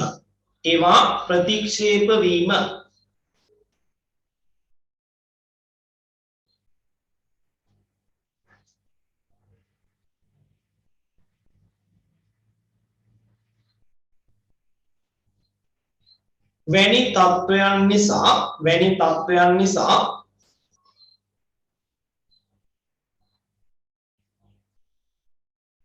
සංවර්ධනය වෙමින් පවත්නා රටවල නාගරික පරිසරයේ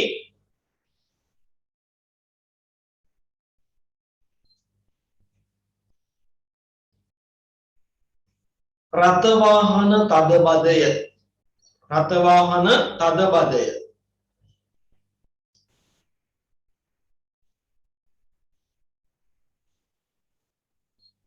පොදු ගැටලුවක් බවට පත්ව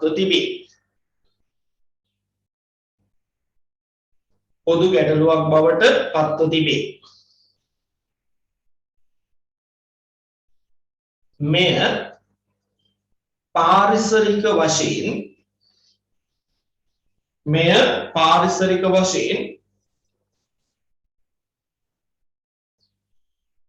නාගරික පරිසරයේ ශබ්ද දූෂණය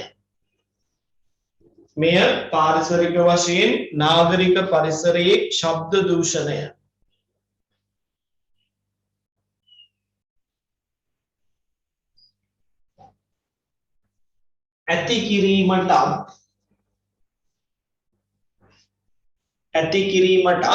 වායු දූෂණයට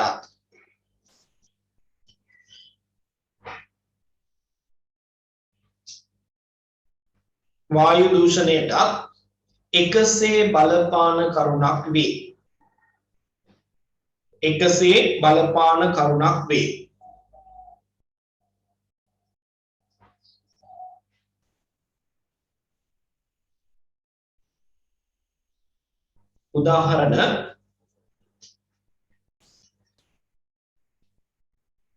උදාහරණ සතියේ දිනක උදේවරුේ කොළඹ නාගරික සීමාවට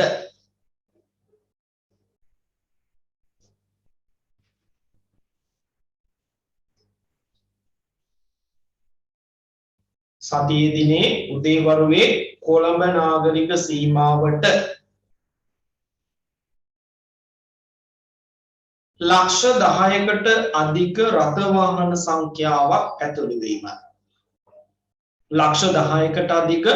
රථවාහන සංඛ්‍යාවක් ඇතුළු වීම.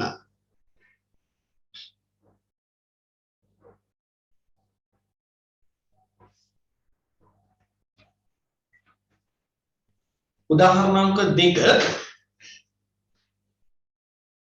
2007 වන විට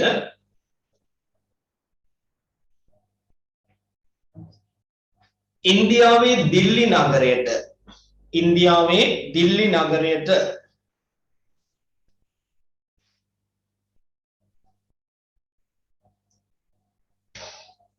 දෛනිකව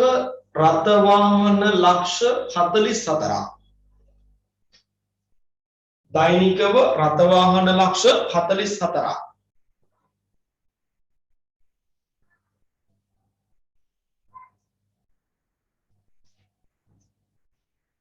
ඇතුළු වන බවත්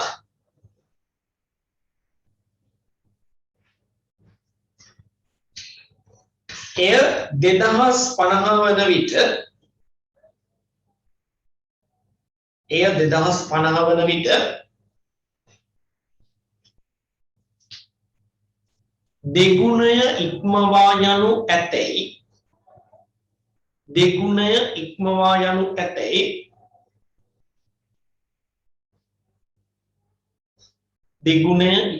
යනු ඇතැයි පුරෝකථනය කිරීම.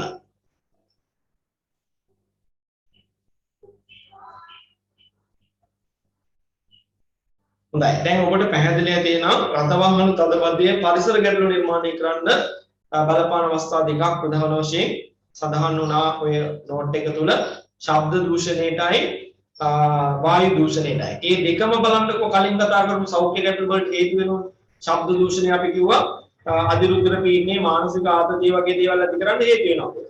ඊළඟට වායු දූෂණය අපි ශ්වසන ආබාධ වගේ දේවල් වලට හේතු වෙනවා. නේද? හොඳයි. එහෙනම් අපි යන්න හදන්නේ දෙවෙනි ගැටලුවට. පරිසර ගැටලුව තමයි ඝන අපද්‍රව්‍ය පිළිබඳ ගැටලුව. ඝන අපද්‍රව්‍ය පිළිබඳ ගැටලුව. දැන් අපි දන්නවා සංවර්ධිත ලෝකයේ රටවල් වලට නම් ඝන අපද්‍රව්‍ය කියන්නේ ළමයි සම්පදා. නේද? සම්පදා. අපි මේ ඝන අපද්‍රව්‍ය කියලා කියන්නේ නාගරික පරිසරයේ විවිධ කටයුතු තියෙනවනේ.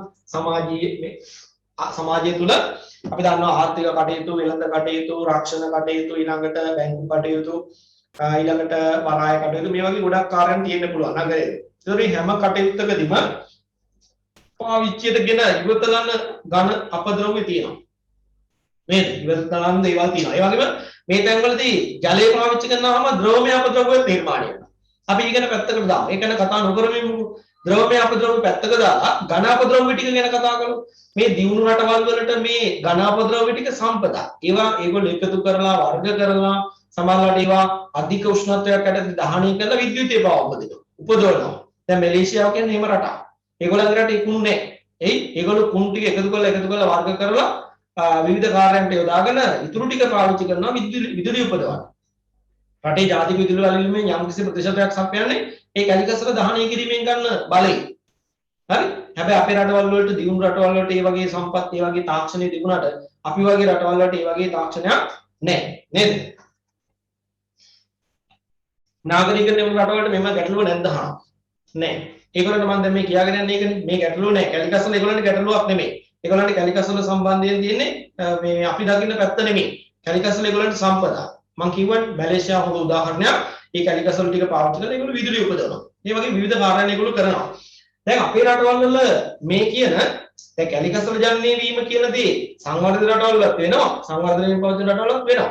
දැනට ලෝකේ වාගෙන තියෙනවා දවසකට ටොන් මිලියන 5.2ක් ලෝකේ ඝන කැලිකසල නිර්මාණය වෙනවා දවසකට නාගරික පරිසරවල. ඒ කියන්නේ සංවර්ධිත රටවල් වලයි සංවර්ධනයෙන් පවතින රටවල් වල නගරවල ඔක්කොගෙම මෙන්න දවසකට ජනනය වෙන ප්‍රමාණය ටොන් මිලියන 5.2ක්. ඒ 5.2කින් 3.8ක්ම හදනවා කියන්නේ සංවර්ධනය වෙමින් පවත්නා රටවල. හරි? සංවර්ධනය වෙමින් පවතින රටවල. හරි? එතකොට බලන්න ඉතුරු ටික තමයි දියුණු ලෝකේ රටවල් වල ජනනය වෙන්නේ. එතකොට මේ දියුණු ලෝකේ රටවල් වල ජනනය වෙන ටිකට කරන්න දෙයක් තියෙනවනේ ඒගොල්ලන්ට. ඒක ප්‍රශ්නයක් නෙමෙයි පරිසරයටවත් කාටවත්. හැබැයි මෙන්න මේ 3.8 හැමෝටම ප්‍රශ්නයක්. එයි විධිමත්ව බැහැර කරන්න ක්‍රම නැහැ. විධිමත් ක්‍රම නැහැ. නේද? විධිමත් ක්‍රම මොකටවම නැහැ. එකතු කරන්නත් ක්‍රම නැත. ඒ වගේම ගෙනියන්න විධිමත් ක්‍රමක් නැහැ. ඔයගොල්ලෝ දැකලා ඇති වර්ගීකරණයක් නැහැ. පොදුවේ තමයි පොලිතින් ටික නේද? වීදුරු ටික, ප්ලාස්ටික් ටික, ඊළඟට ඒ ASCII දිරා යන කාබනික ද්‍රව්‍ය ටික ඔක්කොම ටික පටවගෙන යන එකට. නේද? ඒ නිසා එකතු කරන්න විධිමත් ක්‍රමක් නැහැ. ගෙනියන්න විධිමත් ක්‍රමක් නැහැ. ගෙනිහිලා කොහේ හරි බැහැර කරන්න විධිමත් ක්‍රමක් නැහැ. නේද? ඒ කියන්නේ මේ කුණු කසල සම්බන්ධයෙන් ක්‍රම මොකක්ම නැහැ. කොහොම අවිධිමත් ක්‍රමයක් තමයි අනුගමනය කරන්නේ. අපිට පේනවා අර තට්ටු පිට තට්ටු කුණු කඳු ගොඩ ගන්න එක තමයි මේ රටවල වෙන්නේ.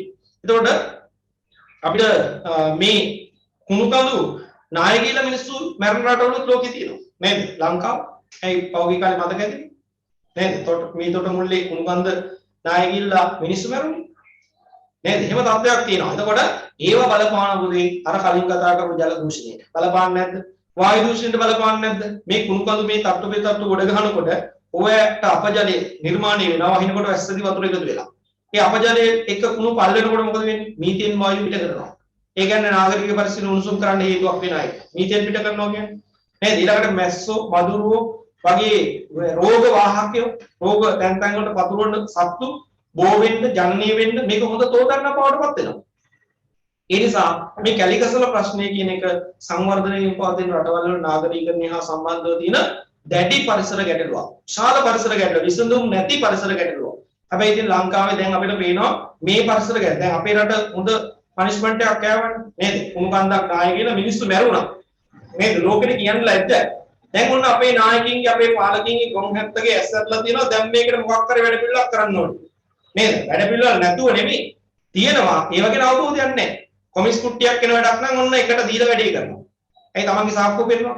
නේද? ඒ නිසා දැන් ඔන්න වැඩකටුත්තක් ඒ වෙනුවෙන් කෙරෙනවා. දැන් ඔයගොල්ලන්ට පේනවා ඇති කොළඹ නාගරික තදාසන්න කලාපය තුල එකතු වන කුණු කසල ටිකට ප්‍රතිචක්‍රීකරණය කරන්න කාබනික බෝර හදන්න නේද? ඒවා විධිමත් පරිදි බැහැර කරන්න ඔන්න දැන් ක්‍රම හැදීගෙන යනවා. නේද? අරුවක්කාව කසලංගනී ගැනීම අහලා ඇති ඔයගොල්ලෝ. නේද? මේ කොළඹ එකතු වන කුණු ටික ගෙනෙලා ඒ වගේ කසලංගන කීපයක් දැන් ඔන්න තදාසන්න කලාපයේ අපට හදලා අර කසල ටික ගෙනිලා ක්‍රමවත්ව ප්‍රතිචක්‍රීකරණය කරන්න වෙනත් දේවල් නිර්මාණය කරන්න පාවිච්චි කරන අවස්ථා අපිට දකින්න ලැබෙනවා. නේද? එහෙම හැදෙන්න ඕනේ. නමුත් මේ රටවල එහෙම හැදෙන්නේ නැති ප්‍රශ්නයක් තමයි තියෙන්නේ. බංග්ලාදේශයේ වගේ රටවල් ගත්තාම කුණු මේ අපේ රටවල නම් කුණු ටික එකතු කරන එක හරි කරනවා. නේද? තෝරන්න බේරන්න නැතුණත් අපේ රටේ කුණු ටික එකතු කරනවානේ. ඔයර ගෙන්නලා ගොඩ ගහන්න හරි. හැබැයි බංග්ලාදේශය වගේ රටවල් ගත්තාම අපිට පේනවා කුණු එකතු කරන්නේ නැහැ. මහා මාර්ග දිගේ ඔහේ දාලා තියෙනවා. කොටවල් පිටින්. හරි? එහෙම තත්ත්වයක් තමයි අපිට ඒ රටවල පේන්නේ. ඒ නිසා සංවර්ධනය විපාදිත රටවල් කියන කාණ්ඩය ගත්තාම මේ කැලිකස්සල ගැටලුව ප්‍රධාන පරිසර ගැටලුවක් බවට පත් වෙනවා. ඒක තවත් පරිසර ගැටලු බොහෝමයකට හේතු සාධක වන ගැටලුවක් දක්වා වර්ධනය වෙලා තියෙනවා. අපි පොඩ්ඩක් ඉගෙන ලියමු. නියම ලෝකයේ දිනකට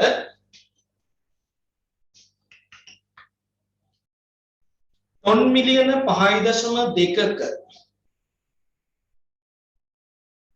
ටොන් මිලියන 5.2ක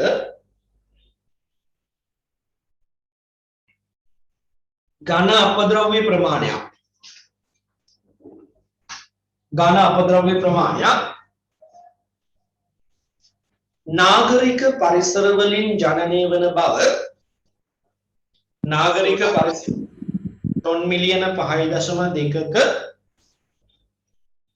ටොන් මිලියන 5.2ක ඝන අපද්‍රව්‍ය ප්‍රමාණයක් නාගරික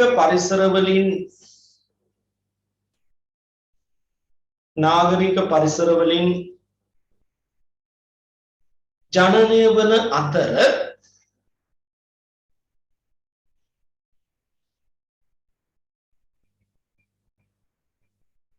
in ටොන් මිලියන 3.8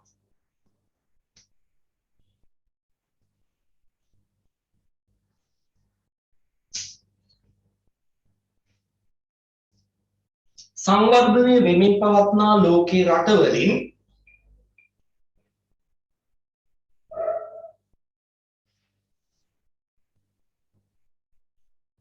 බැහැර කරන බව සංවර්ධනය වෙමින් පවත්නා රටවල් වලින් බැහැර කරන බව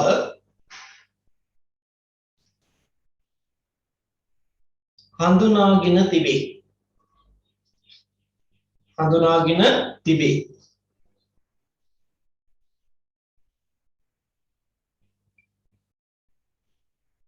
සංවර්ධිත රටවල ජනනය වන කැලි කසල වලට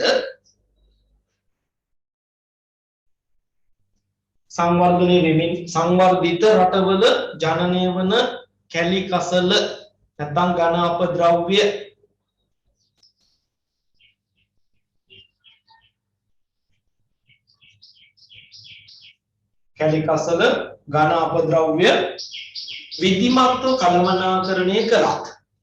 විධිමත්ව කළමනාකරණය කළත්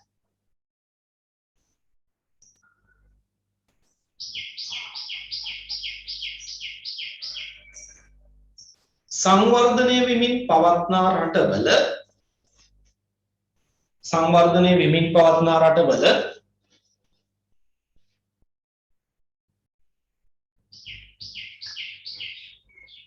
ඒවා කළමනාකරණය කිරීම සඳහා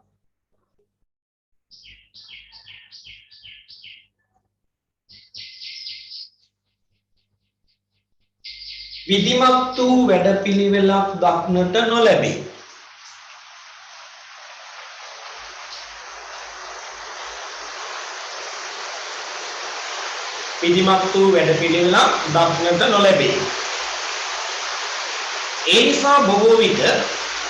ඒ නිසා බොහෝ විට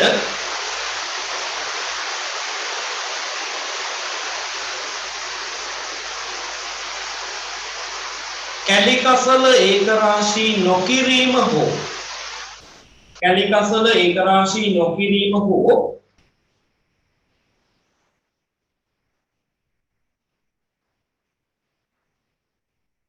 අවිධිමත්ව එක්රැස් කරමින් අවිධිමත්ව එක්රැස් කරමින් අවිධිමත්ව එක්රැස් කරමින්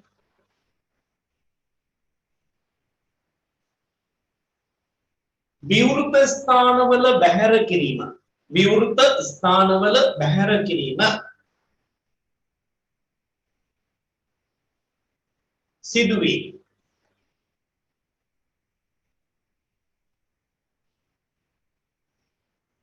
මේ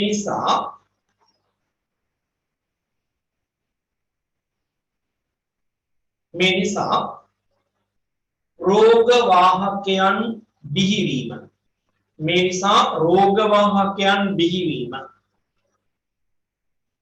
සමාදාන රෝග වාහකයන් බිහිවීම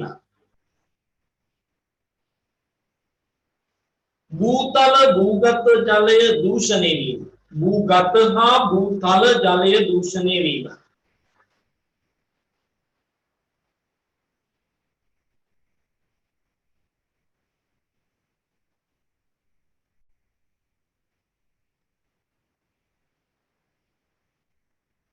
ජෛව විවිධත්ව හායනය ජෛව විවිධත්ව හායනය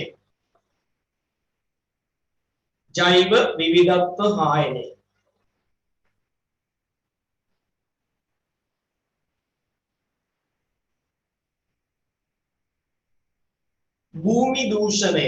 භූමි දූෂණය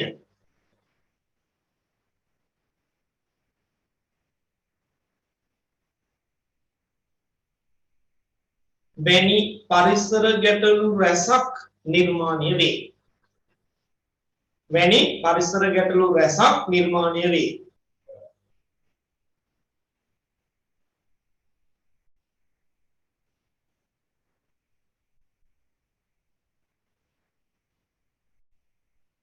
දැන් ළමයි ජෛව විවිධත්ව හායනයක් ගැන කිව්වනේ මම කලින් කතා කරේ නේද නේද දැන් ඕගොල්ලෝ සමහරලාට මේ වෙලාවෙන් බලන්න යනවා වෙලාව බලන්න කියන්නේ උද්දෝෂ වෙලාව බලන්න නෙමෙයි නේද උපන් වෙලාව බලන්න යනවානේ ජ්‍යොතිර් විද්‍යාඥයෝ ළඟට නේද ගියාම ඉතින් කියනවා ඔන්න මේ අහවල් අපලේ මේ අහවල් අපලේ ඔන්න සෙනසුරු අපලේ නේද කියනවා කියලා මොකද කියන්නේ නිකන් ඉන්නේ නෑනේ කරන්න දේවලුත් කියනවා මොනවද කියන්නේ සෙනසුරු අපලේ නම් ඔන්න කියනවා බලු කපුරු දානයක් දෙන්න ඈ ඒක තමයි කිව්වේ කියලා හිතන්න අනිත්‍ය මොකක් කිව්වේ නෑ ඔක තමයි කියන්නේ අව කියනවා කාකරේ බලන් දෙන්න කියනවා ඕම මේක දෙකක් කියයි හරි අපි හිතමුකෝ කපුරු දානයක් දෙන්නකෝ වගේ දැන් අපි එනවා ඉරිපත් වෙලාගෙන උදේ පාන්දර නේද එළඟ තෙල්ලේම දාලා ඉරිපත් එක හොයාගෙන දැන් අපි යනවා කපුරු දාන කපුරු නේ නේද කපුරු නේ බල්ලු නම් ඉන්නවා බල්ලන්ට දුන්නේ නැහැ හැබැයි කපුරු නේ මොකක්ද හේතුව මේ නාගරික පරිසරය බැහැර කරන කැලිකසල නිසා කපුටු ගහණයේ වේගයෙන් අඩු වෙලා ඊළඟට ඔබේ પરම්පරාව ඔබේ දරුවන්ගේ પરම්පරාව එනකොට අනිවාර්යයෙන්ම කපුට පෙන්වන්න වෙන්නේ පුතෝ චිත්‍රයකින් තමයි. ඒ නැත්තම් ෆොටෝ එකකින් තමයි. දැනටත් නේ කපුට දැක්කොත් ටිකක් පොඩි සතුටකුත් හිතෙන්නේ නයි. දැන් දකින්න ලැබෙන්නේ ඉස්සර වගේ. නේද? අර කුණු කල් වල තියෙන පොලිතින් ටික මේගොල්ලෝ ඇදලා කනවා. කෑවම සමහරට පොලිතින් ආමාශයගත වෙනවා. ඒ වුණාම සමහරලාට මේ ආමාශයේ ඒවා හිර වෙලා සමහරට ඒවා නිසා වෙන රෝග හැදිලා ඒ සත්තු මැරලා යනවා. දැන් අලි ටික වේගෙන් ගහන්නේ අඩු වෙලා යනවා ওই ගැටලුව නිසා. නේද? මෙහි අපිට ඒ ප්‍රශ්නේ නැහැ. හැබැයි දඹුල්ලේ ආර්ථික මධ්‍යස්ථානයේ කුණු බහැරගෙන දැන්ට ඔබට ගියා නම් බලා ගන්න පුළුවන් වෙයි වන අලි ඇතුළු විශාල ප්‍රමාණයක් එතෙන්ට එක්රැස් වෙනවා දෛනිකව. මොකටද මේ බහැර කරන ආහාර ද්‍රව්‍ය පරිභෝජනය කරන සමහරලාට ඒ දාලා තියෙන පොලිතින් මල්ල පිටින්ම තමයි ආහාරලා කන්නේ. නේද? කෑවහම ආමාශයේ රැඳෙනවා. සමහරලාට ඒ ආහාර මාර්ග බ්ලොක් වෙනවා. ඒ බ්ලොක් වුණාට පස්සේ සමහරට ඉදිමිලා සත්තු මැරලා යනවා. නේද? මේ ජෛව විවිධත්වයේ හායනය වෙන්න මේ ගැටලුව බලපාන. පරිසර ගැටලුව බලපාන. එහෙනම් ඔන්න බලන්න අපි නොහිතන විවිධ පැති වලට මේක යනවා. නේද? මේ ගැටලුව යනවා. අපි උදාහරණ ලියමු. දැන් මේවා අපි කිව්වේ මේ ගැටලුව නිරාකරණය කරන්න ක්‍රමවත් වැඩ නැහැ කියලා. වැඩ පිළිලක් නැහැ. නැත්තම් උදාහරණ ලියන්න වෙනවා. උදාහරණ ලියන්න වෙනවා. අපි ලියමු. උදාහරණ අංක 1 බංග්ලාදේශයේ මම කියව බංග්ලාදේශය කියන්නේ කැලිකසල සම්බන්ධයෙන් ප්‍රබල ගැටලුවක් තියෙන රටක් බව. එහෙනම් උදාහරණ අංක 1 බංග්ලාදේශයේ රාජ්ශාහි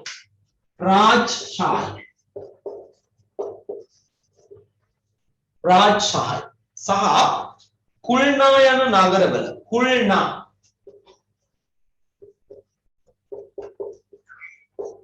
රාජ්සාහි සහ කුල්නා යන නගරවල පිළිවෙලින් පිළිවෙලින්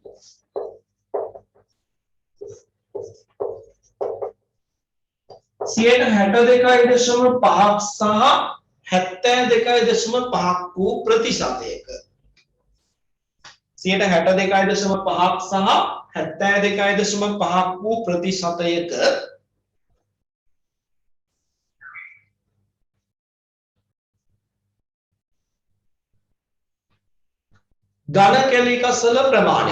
ඝන කැලිකසල ප්‍රමාණයක්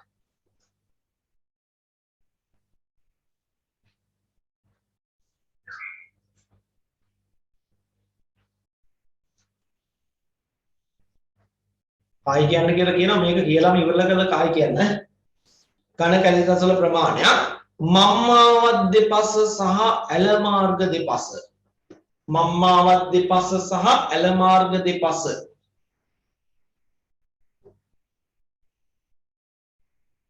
නිදැල්ලේ බැහැර කිරීම සිදුවේ මම්මාවත් දෙපස සහ ඇල මාර්ග දෙපස නිදැල්ලේ බැහැර කිරීම සිදුවේ. මොන බංග්ලාදේශයේ කුණු බැහැර කරන විදිය.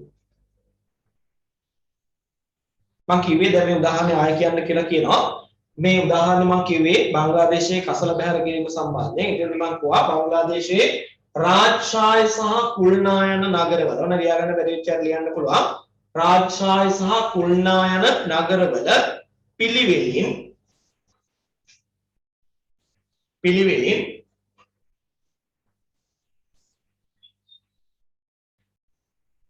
62.5ක් සහ 72.5ක 62.5ක සහ 72.5ක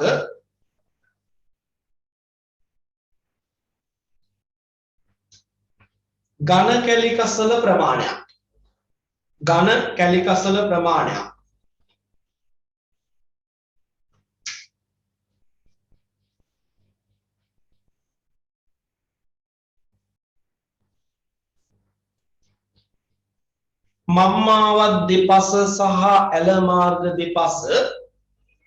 මම්මාවත් දෙපස සහ ඇල මාර්ග දෙපස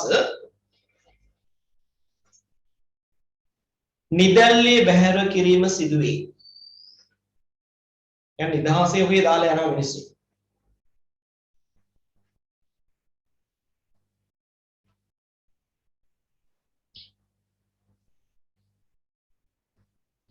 හොඳයි තවත් උදාහරණයක් අපි ලියමු. ඊළඟට මැනිලා නගරේ. ඔයගොල්ලෝ දන්නවා මැනිලා නගරේ මේ ඝන කැලිකස් වලින් 50%. ඊළඟට කම්පාලා නගරේ ජනනය වන කැලිකස් වලින් 80%ක්. ඉවත් කරන්නේ නැහැලු. ඔහේ තියෙන දන්නවා. හරි. ඔන්න ඊළඟ දෙවෙනි උදාහරණය. මැනිලා නගරේ සහ කම්පාලා නගරේ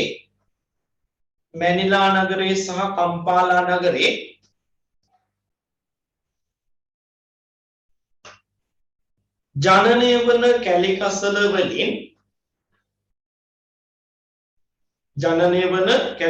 වලින්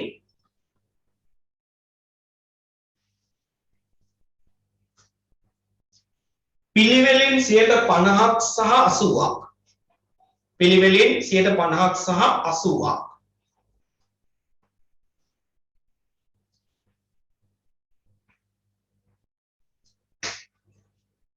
ඉවත් නොකරන බව හඳුනාගෙන තිබේ.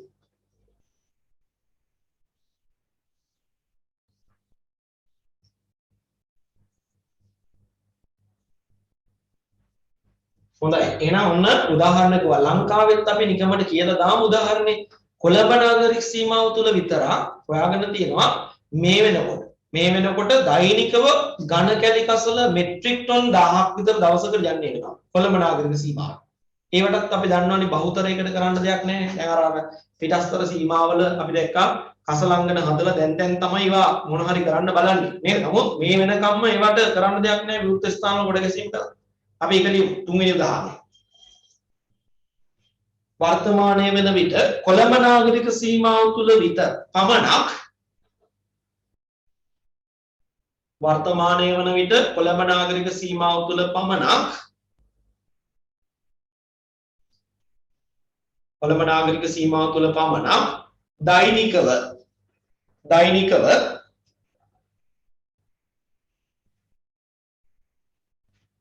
ඝන කැලි කසල මෙට්‍රික් ටොන් 1000ක් ඝන කැලි කසල මෙට්‍රික් ටොන් 1000ක්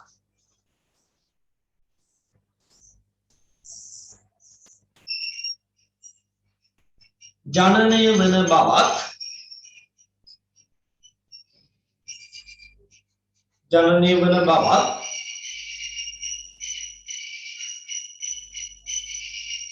එම ප්‍රමාණයෙන් අති බහුතරය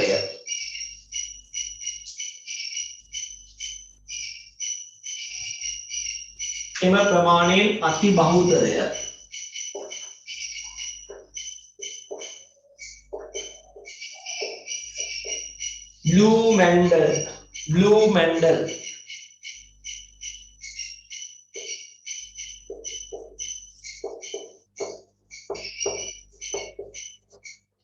මීතොට මුල්ල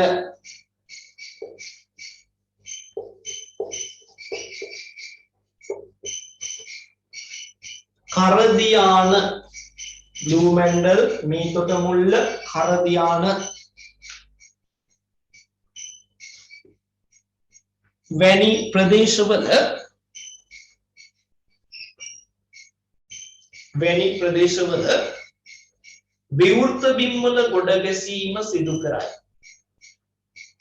විවෘත බිම්වල ගොඩ ගැසීම සිදු කරයි.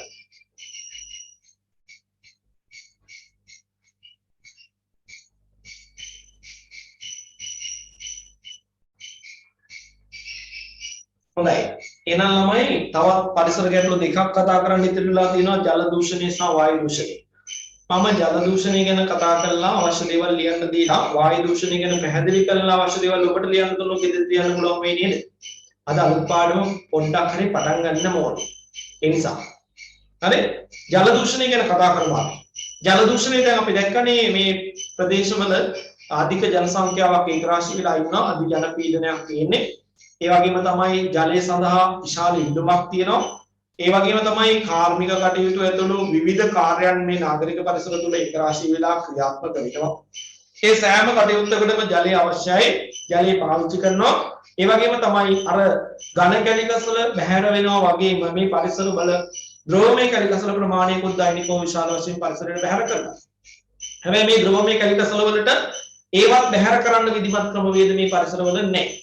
ඒ නිසා අපිට පේනවා ඇල මාර්ග වලට, ගංගා වලට මේ අපවිත්‍ර ජලය බැහැර කිරීම සිද්ධ වෙනවා කිසි ගැටලුවක් නැතුව. නේද? ඒ නිසා අපිට පේනවා මේ ජල මූලාශ්‍ර දූෂණය වීම විශාල වශයෙන් මේ නාගරික පරිසරයේ සිද්ධ වෙනවා. විශේෂයෙන්ම කාර්මික කටයුතු වලින් බැහැර කරන අපජලය නිසා ජල දූෂණය අතිශයින් සිද්ධ වෙනවා. ඒ හැරුණකොට අපි දන්නවා පැල්පත් මුඩුක්කු වතු ව්‍යාප්ත වෙලා තියෙන ප්‍රදේශවල ජල දූෂණය ඉතා ඉහළ මට්ටමකින් සිද්ධ වෙනවා.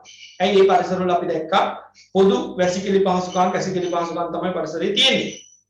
ඒ නිසා අපි දන්නවා ඒ හරහා ජල දූෂණයකට අවශ්‍ය කරන වටපිටාව එතනින් නිර්මාණය වෙනවා. ඒ වගේම මේ පැල්පත් මුඩුක්කු බොහෝ විට නිර්මාණය වෙලා තියෙන්නේ එක්කෝ ගංගා රක්ෂිතවල. එහෙම නැත්නම් ඇල රක්ෂිතවල. සමහරවිට ගම් වතුර එන කාලවලදී මේ පැල්පත් මුඩුක්කු වතු මුළුමනින්ම ජලයෙන් යට වෙනවා. ඒ යට වෙනකොට සමහරවිට අර ඉදි කරලා තියෙන වැසිකිලි පද්ධති ඊළඟට කැසිකිලි පද්ධති වගේ දේවල් උතුරනවා. ඒ උතුරා පිටාර ගැලීම තුල ගංගා වලට ඇලදොළවල් වලට එකතු වෙනවා. ඒ එකතු වීම ජල දූෂණයට හේතුවක් වෙනවා. මේ වගේ ජල දූෂණයට අවශ්‍ය වෙන සියලුම ක්‍රියාකාරකම් නාගරික පරිසරය තුළ සිද්ධ වෙනවා. ඒ නිසා අපිට පේනවා පරිසර ගැටලු වලදී ජල දූෂණයක් අංක 1 තත්ත්වයට අද්දලා තියෙනවා. අපි ලියමු. මේම ලියන්න. සංවර්ධනයේ වෙමින් පවතින රටවල නාගරික පරිසරයේ සංවර්ධනයේ වෙමින් පවත්න රටවල නාගරික පරිසරයේ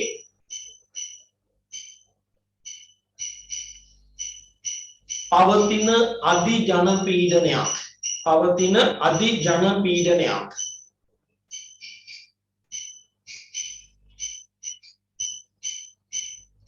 දෛනිකව ජලයට පවතින ඉල්ලුම ඉහළ යාමත්. දෛනිකව ජලයට පවත්නා ඉල්ලුම ඉහළ යාමත්.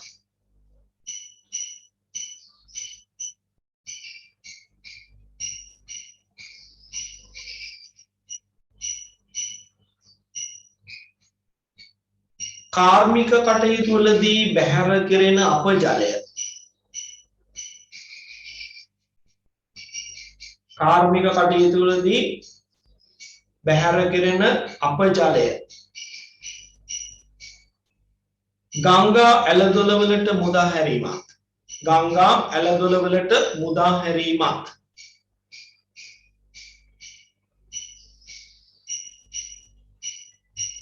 ඝන කැලි කසල විවෘත බිම්වල ගොඩ ගැසීමක්. ඝන කැලි කසල විවෘත බිම්වල ගොඩ ගැසීමක්.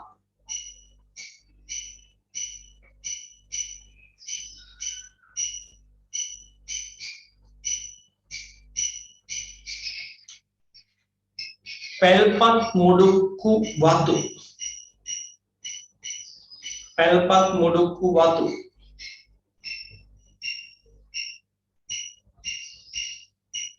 ගම් වතුරෙන් යටවීම නිසා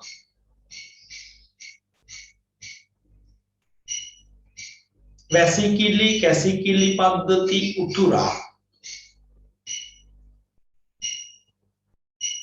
වැසිකිලි කැසිකිලි පද්ධති උතුරා ජල මූලාශ්‍රවලට එකතු වීමත්. ජල මූලාශ්‍රවලට එකතු වීමත්.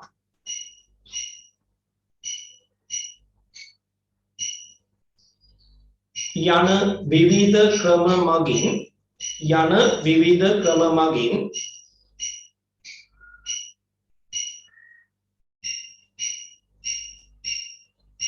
නාගරික පරිසරයේ මතු පිට ජල මූලාශ්‍ර මෙන්ම යන විවිධ ක්‍රමවලින් නාගරික පරිසරයේ මතු පිට ජල මූලාශ්‍ර මෙන්ම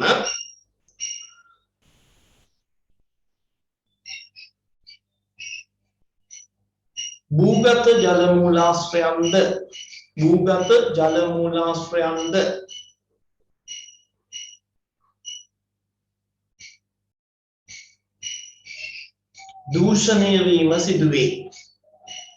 දූෂණය වීම සිදුවේ.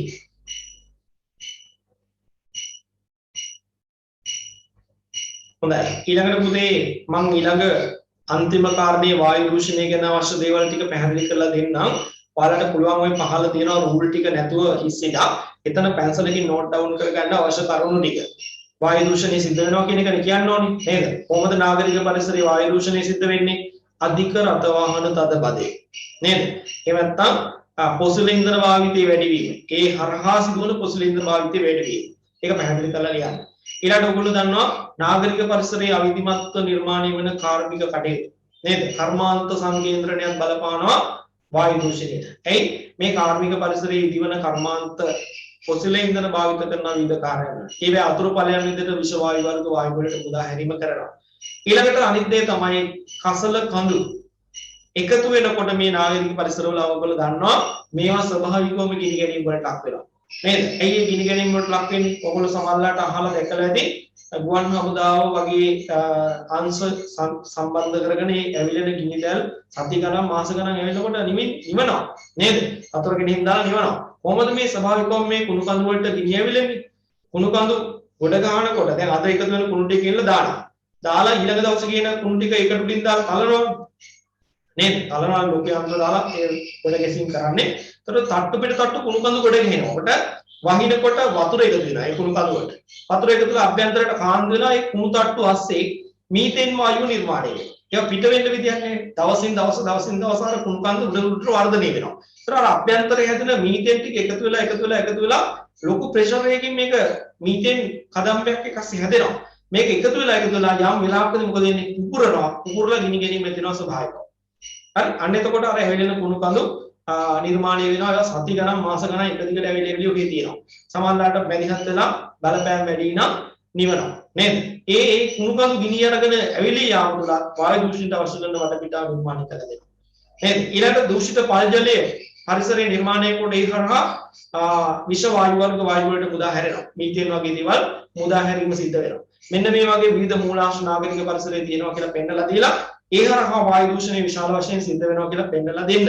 ඒකට හොඳ උදාහරණයක් ඔයගොල්ලන්ට මම මතකද කලින් කිව්වා චීනයේ බීජිං නගරයේ සහ ටියන්ජින් නගර දෙකට වෙච්ච වැඩි 2014 දී 35 වතාවක් අන්තරායකාරී වායු වලයක් වෙන නගර විදිහට වාර්තා වුණා. හරි ඒ වගේ තත්ත්වයන් අපිට හඳුනා ගන්න ලැබෙනවා කියන උදාහරණයක් ලියන්න. ඔතෙන්දී දූෂණ මූලාශ්‍ර කීපයක් පොයින්ට් විදිහට පෙන්නනවා. පෙන්නලා මේ රටවල් වල නාගරික පරිසරයේ වායු දූෂණය සිද්ධ වෙනවා කොහොම ජයට කියන එක පැහැදිලි කරන්න. පැහැදිලි කළා උදාහරණයක් දීලා වැඩේ ඉවර කරන්න. හරි? එහෙමනම් ඔතන මේ වැඩේ ඔයගොල්ලන්ට ගෙදෙද්දි කරන්න බාරයි. හරි? ගෙදෙද්දි කරන්න බාරයි. දැන් මෙතනින් ඉවර වෙන්නේ ලෝකේ නාගරීකරණය කියන ප්‍රධාන මාතෘකාව. ඔය එකම කතා කරන්න තියෙනවා ශ්‍රී ලංකාවේ නාගරීකරණය. දැන් එක දිගටම මේ පාඩම කරගෙන ගියොත් ටිකක් බෝරින් ගතියකුත් එනවනේ. ඒ නිසා මම හදිසියෙම තීරණය කළා දැන් ඔයගොල්ලන්ට මේක මගහැරෙන්න විදියක් නෑ ළමයි. ඇයි මගහැරෙන්න විදියක් නෑ කියලා වගකීමෙන් කියන්නේ. ඔයගොල්ලන්ට දීලා තියෙනවා පන්ති පටන් ගන්න මුල් දවස්වලම තමන්ගේ අතට මේ මාක් ෂීට් එක. නේද? සිලබස් එක අඩංගු කරපු මාක් ෂීට් එකක් ඔයගොල්ලන්ට දීලා තියෙනවා. ඒක ඔයගොල්ලෝ හරි දාගෙන යනවනේ. ඒ නිසා මගහැරෙන්න විදියක් නෑ. මොන හරි පාඩමක් කොයි විදිහට ගිහලා අපි හිතමු අපිට ලෝක නාගරිකයනේ මගහැරුණා කියලා. මොන හරි හේතුවක් නිසා. පස්සේ ඔයගොල්ලන්ට පේනවා සිලබස් එකේ අර මේ චෙක් ලිස්ට් එක බලනකොට රයිට් ලංකාවේ නාගරිකයන්නේ කියන කොටස ලියලා කියලා නැහැ. නේද? එතකොට කියන්න පුළුවන්. ඒ නිසා කිසි කෙනෙක් බය වෙන්න එපා.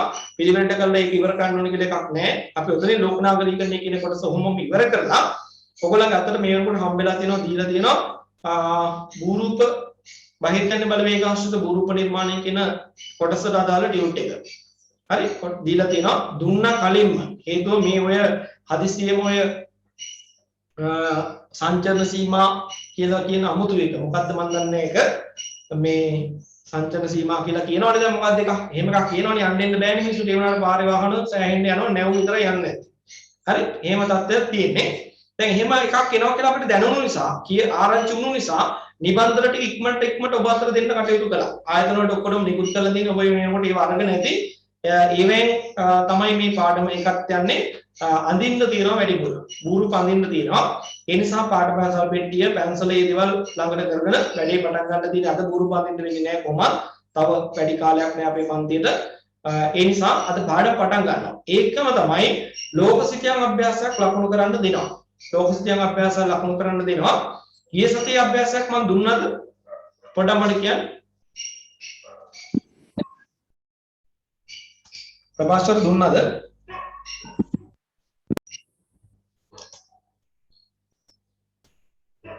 ඊයේ සතියේ මොකද උනේ ලෝක සිතියම් අභ්‍යාසයක් දුන්නද?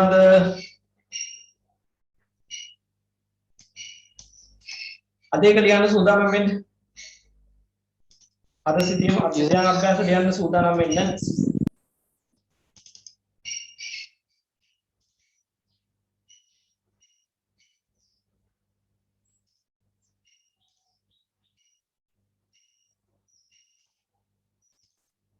මෙන්න මේ ටික ලියමු. ඔයාලන්ට පේනව නේද? ඉක්මන් කළා මේක සටහනක් දාගන්න සිතියම් අභ්‍යාසය තියෙනවා ස්ථාන නාම 20ක්. මම කියන්නම් එකින් එක ඔයගොල්ලෝ ලියා ගන්න ඉක්මනට. පිරණීස් කඳු. පිරණීස් කඳු. කලහාරි කාන්තාරය. කලහාරි කාන්තාරය.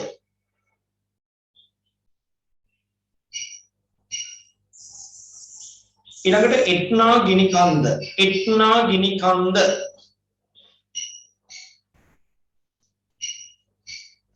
ඊළඟට කල්කටා නගරය. කල්කටා නගරය ඉන්දියාවේ තියෙන නගර අතරින් හත්වෙනි තැනට විශාලත්වයෙන් ජනසංඛ්‍යාව වෙන නගරය තමයි කල්කටා. කල්කටා. ඊළඟට කාබුල්. කාබුල් නගරය. කාබුල් නගරය. අපි හිතනවා මේ අවුරුද්දේ සිතියම් අභ්‍යාස ලකුණු කරන එකට මේක එයි කියලා. කාබුල් විශේෂ අවස්ථාවක් මේ අවුරුද්දේ ඊසරෙත් අපි හිතුවා අපි අනුමාන කළා වුහාන් නගරේ ලකුණු කරන්නයි කියලා. කොරෝනා වෛරස් එක පැතිරීම ආරම්භ වෙච්ච නගරයේ විදිහට මේ ගෙස් කරපු එකේ විදිහටම හරි ගියා වුහාන් නගරයේ මේ පේපර් එකේ ලකුණු කරන්න තිබුණා. මේ පාරත් කාබුල් ගැන කියලා තියෙනවා මේ පාර ලියන ළමයින්ට. ඊළඟට ගිනියා ප්‍රවාහය. ඒගොල්ලන්ට මේ අභ්‍යාසය කලින් දුන්නා. ගිනියා ප්‍රවාහය. ඊළඟට හොයන්හෝ ගඟ. හොයන්හෝ ගඟ.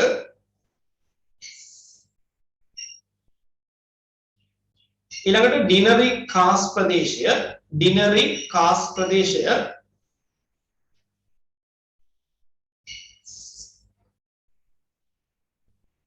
ඊළඟට ඊජිප්තුව. ඊජිප්තුව.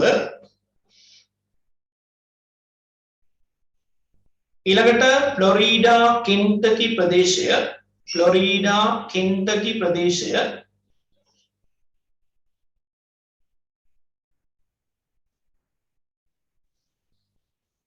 ඊළඟට සිසිලි දූපත. සිසිලි දූපත.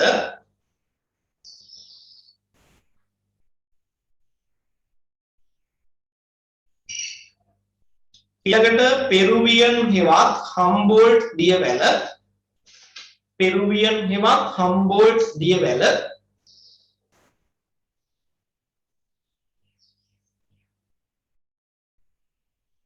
ඊළඟට වොල්ගා ගඟ.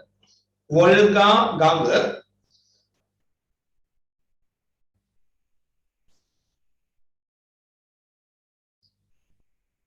ඊළඟට කාපෙන්ටේරියා බොක්ක. කාපෙන්ටේරියා බොක්ක.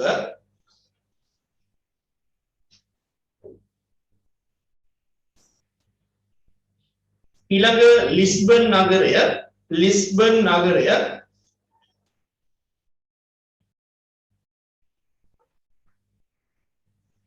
ඊළඟට කාරකෝරම් කඳු. කාරකෝරම් කඳු.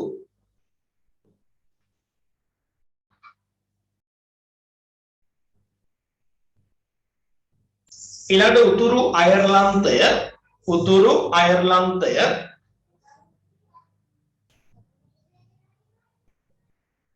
ඊළඟ තායිවානය. තායිවානය.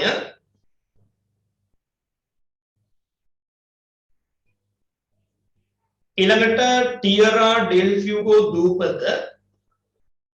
ටියරා ඩෙල් ෆ්යුගෝ දූපත.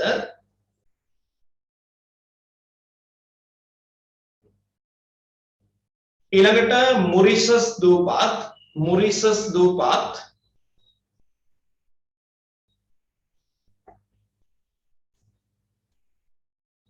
ඊළඟට ගැබොන්. ගැබොන්.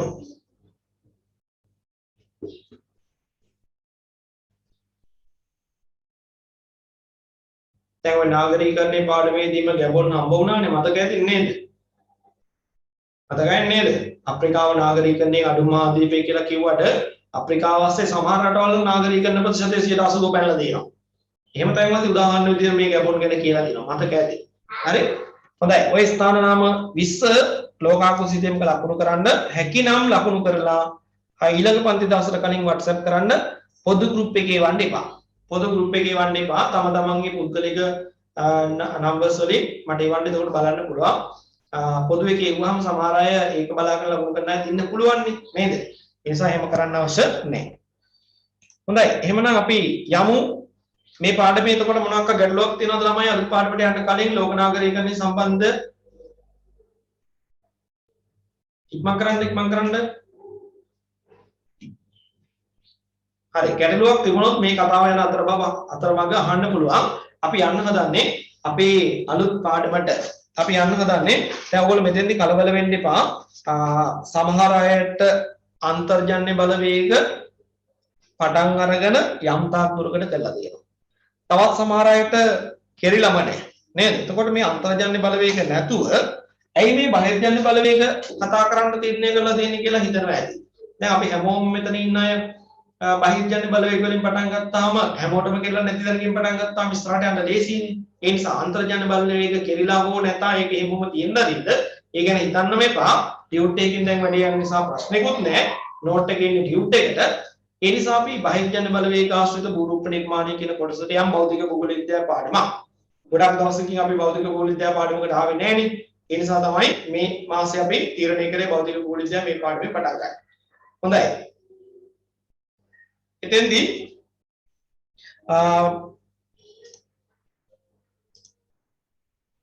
අන්තර්ජන්‍ය සහ බහිර්ජන්‍ය බලවේග කියලා වර්ග දෙකක් පෘථිවියේ භූරූප නිර්මාණය කරන ක්‍රියාවලියට සම්බන්ධයි කියලා ඔබ දන්නවා. නේද? අන්තර්ජන්‍ය සහ බහිර්ජන්‍ය කියලා බලවේග වර්ග දෙකක් පෘථිවියේ භූරූප නිර්මාණය කරන ක්‍රියාවලියට සම්බන්ධ බව දන්නවා. අන්තර්ජන්‍ය කියලා අපි ඉගෙන ගත්තා කතා බහ කළා පෘථිවිය අභ්‍යන්තරයේ විසින් ජනනය කරන. ඒ නිසානේ අන්තර් කියලා කිව්වේ. ඇතුළතින් ජනනය වන. ඇතුළතින් උපදින බලවේග. දැන් මේ ඒව ගැන කතා බහක් නෙමෙයි කරන්නේ. බහිර්ජන්‍ය බලවේග මගින් නිර්මාණය වන භූරූප ගැනයි කතා කරන්න හදන්නේ. බහිර් කියන්නේ බාහිරින්. පෘථිවියට බාහිරින් ජනනය වෙලා හැබැයි පෘථිවියේ භූරූප නිර්මාණය කරන ක්‍රියාවලියට දායක වන බලවේග. මෙන්න මේවට අපි කියනවා බහිර්ජන්‍ය බල. එහෙනම් මේ පෘථිවියට පරිබාහිරින් තියෙන්නේ කවුද? වායු ගෝලය. නේද? පෘථිවි ගෝලයට පරිබාහිරින් තියෙන ගෝලය තමයි වායු ගෝලය. එහෙනම් මේ කියන බහිර්ජන්‍යයයි හඳුනා ගන්නා බලවේග සියල්ලම වායු ගෝලීය සීමාව තුළ උපත ලබනවා. උපත ලබලා පෘථිවිය මත භූරූප නිර්මාණය කරන ක්‍රියාවලියක් තියෙනවා. ඒකට දායක වෙනවා. ඒ නිසා තමයි ඒගොල්ලන්ට කියන්නේ බහිර්ජන්‍ය බලවේග කියලා.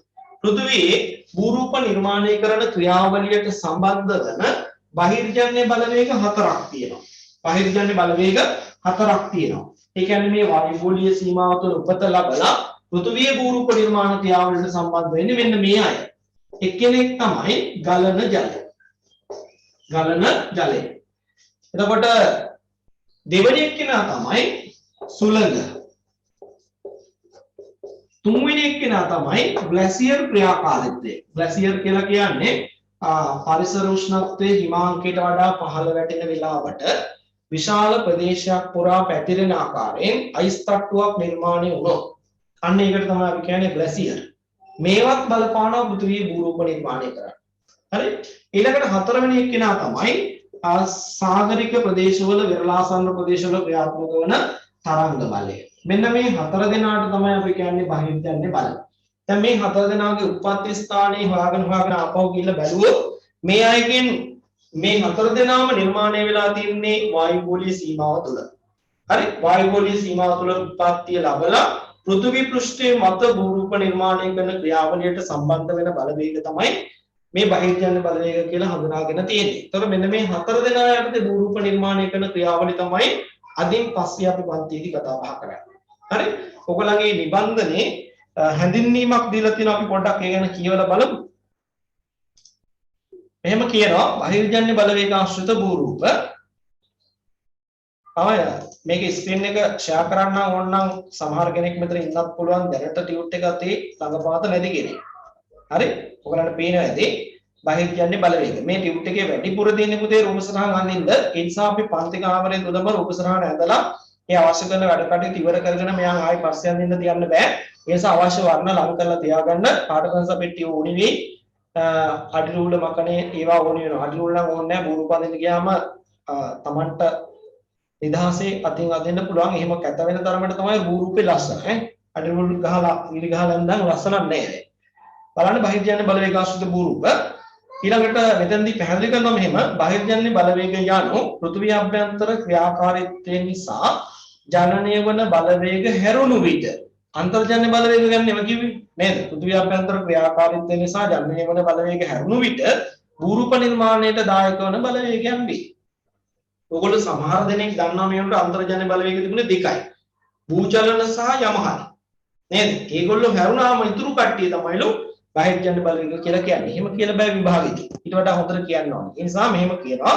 එනම් පෘථිවියේ පෘෂ්ඨයට පරිබාහිරින් ඇති කරනු ලබන බලවේගයන් වේ. ආක්‍රාන්ත භූරූප මත පිටට නිරාවරණය කිරීම. දැන් ඔය යමහල් භූරූප වලදී අපි කිව්වා පොළොව යට භූරූප හැදෙනවා. ඒවා තමයි මේ ආක්‍රාන්ත භූරූප කියන්නේ. ඒවා පොළොව මතට නිරාවරණය. අපිට ඇහැට පේන සීමාවට ගේන වැඩේ කරන්නේ මේ හතර දෙනාගෙන් කවුරු හරි. එක මේ හතර දෙනාම. ඒතර පොළොව යට තියෙන භූරූප මත පිටට නිරාවරණය කිරීම කරනවා. ඒවා තවදුරටත් කැටයම් කිරීම. ඒ කියන්නේ මතු පිටට නිරාවරණය කරපුවා කඩලා බිඳලා සූරලා ඔපමට්ටම් කරලා අලුතෙන් භූරූප හදන වැඩි. කැටයම් කිරීමත් බහිර්ජන්‍ය බලවේග මගින් සිදු කරන කාර්යයන් වේ. මේවා සියල්ලම වායුගෝලීය සීමාව තුළ ජනනය වී පෘෂ්ඨයේ මත ගුරුප නිර්මාණය කරන ක්‍රියාවලියට ඍජුව හෝ වක්‍රව දායක වේ. ඒ නිසා මේවා නග්නීකරණ කාරකයන් ලෙසද හැඳින්වේ. ඇයි නග්නීකරණ කාරකයන් කියන්නේ? අර පොළව යට තිබිච්ච සමහර ගුරුප පොළව උඩ තිබිච්ච පස්තට්ටු හොදලා අයින් කරලා යට තිබිච්ච ඒවා එළියට දානවා. ඒ නිසා තමයි නග්නීකරණ කාරකයන් කියලා කියන්නේ. මෙම සෑම බහිර්ජන්‍ය බලවේගයක්ම සිය භූරූප නිර්මාණය කරන ක්‍රියාවලියේදී පොදු කාර්යයන් හතරක නියැලීම සිදු වේ. මේගොල්ලෝ මේ භූරූප කර හදන වැඩේදී පොදු ක්‍රියාවලි හතරක් කරනවා. හරි පොදු ක්‍රියාවලි හතරක් කරනවා. දැන් ඔයගලන්ට නාමිකව අඳුර ගන්න පුළුවන්. මොනවද මේ පොදු ක්‍රියාවලි? ඛාදනය, ජීර්ණය, පරිවහනය හා නිදිසාදනය. අපි මේවා දීර්ඝ වශයෙන් කතා කරන්න ඕනේ ළමයි. ඒ නිසා මේ ලහිලහියේ කතා කරන්න දැන් කාලය නැහැ. අපිට නියමිත කාලෙ ඉක්මවා ගිහිල්ලා තින්නේ. ඛාදනය කියන්නේ මොකද්ද? ජීර්ණය කියන්නේ මොකද්ද? පරිවහනය සහ නිදිසාදනය කියන්නේ මොකද්ද කියලා අපි ඊළඟ දවසේ කතා කරමු. කතා කරලා මේ යටතේ මේ බහිර්ජන්‍ය බලවේග හතරම යටතේ නිර්මාණය වෙන භූරූප සියල්ලම අපි කතා කරමු. ගලන ජලයෙන් නිර්මාණය වෙන භූරූප, තරංග, ගැසියර්, එරට සුළඟ. හරි? හොඳයි. එහෙනම් දැන් මේ පාඩමෙන් මොකක්වත් ප්‍රශ්නයක් ඔයගලන්ට ඉතින් විදියක් නැහැ. අපි හැඳින්වීමේ යම් කොටසක් විතරයි කතා බහ කළේ. ඉවර කරපු පාඩමෙන් මොනවාරි ගැටලුවක් තියෙනවා නම් පන්ති නතර කරන්න. ආසන්න මොහොතේ අහන්න අවස්ථාව තියෙනවා.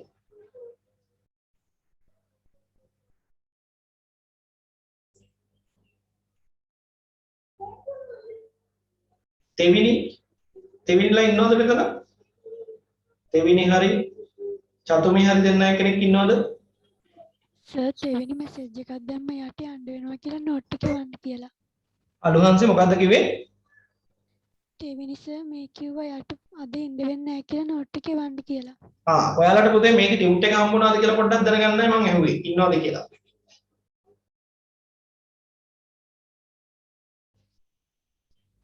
හරි මට ඒක බලලා නෑ නේද? තිබ්බේ නෑ සර්. නෑ නේද? හරි හරි. හරි. හොඳයි එහෙනම් ළමයි අපි ඔතනින් අද වැඩ කටයුතු අවසන් කරමු. ඔයගොල්ලන්ට සිටියම් අභ්‍යාසයක් දීලා තියෙනවා. ස්ථාන නම් වෙනදාට 10 දින අද 20ක් ඉක්ම දීලා තියෙනවා. ඒ 20 ලකුණු කරාට ලකුණු කරලා මැප් එක මට ඉවන්න මම එහෙම බලන්නම්. බලනවා කියලා මැප් එකේ මට මාක් කරන්න බෑ. මම බලන්නම් ඒකේ අඩුපාඩු තියෙනවද කියලා. ඒ තියෙන අඩුපාඩු දෙක මම ඊළඟ දවසේ ටික ලකුණු කරනවා පන්ති. ඔය ටික ලකුණු කරලා තමයි ඊළඟ දවසේ ආයි 20ක් දෙන්නේ. දැන් 10ක් නෙමෙයි දවසකට 20ක් හම්බ වෙනවා. හොඳයි. එහෙනම් සියලු දෙනාටම සුබ සතියක් වේවා. ඒ වගේම මතක තියාගන්න දැන් අපි ක්‍රමයෙන් ලං වෙන්නේ රිවිෂන් පන්ති වලට. ඊළඟ මාසයේ අපි රිවිෂන් පටන් ගන්නවා. ඒකේදී ඒ කටයුතු වලට සූදානම් වෙන නැවතත් මතක් කරනවා දැනට උගන්ලා තියෙන සියලුම දේවල් පාඩම් කරගන්න. එහෙම නැතුව රිවිෂන් පන්ති වලට ඇවිල්ලා තීරමක් නැහැ. හරි එහෙම ඇවිල්ලා තීරමක් නැහැ නිසා හොඳට පාඩම් කරගන්න. නෝට් අඩුපාඩු තියෙනවා නම් මේ කාලේ ඔයගොල්ලෝ හොඳට නැති කාලේ සම්පූර්ණ කරගන්න ඒවා. සම්පූර්ණ කරගෙන හොඳට පාඩම් කරලා දැනුමෙන් සන්නද්ධ පුද්ගලයෙක් විදිහට රිවිෂන් පන්තියේ වාඩි වෙන්න නැත්නම් තේරුමක් නැහැ. හරි? හොඳයි. එහෙනම් සියලු දෙනාටම සුබ දවසක් වේවා. ආයිබෝවන්.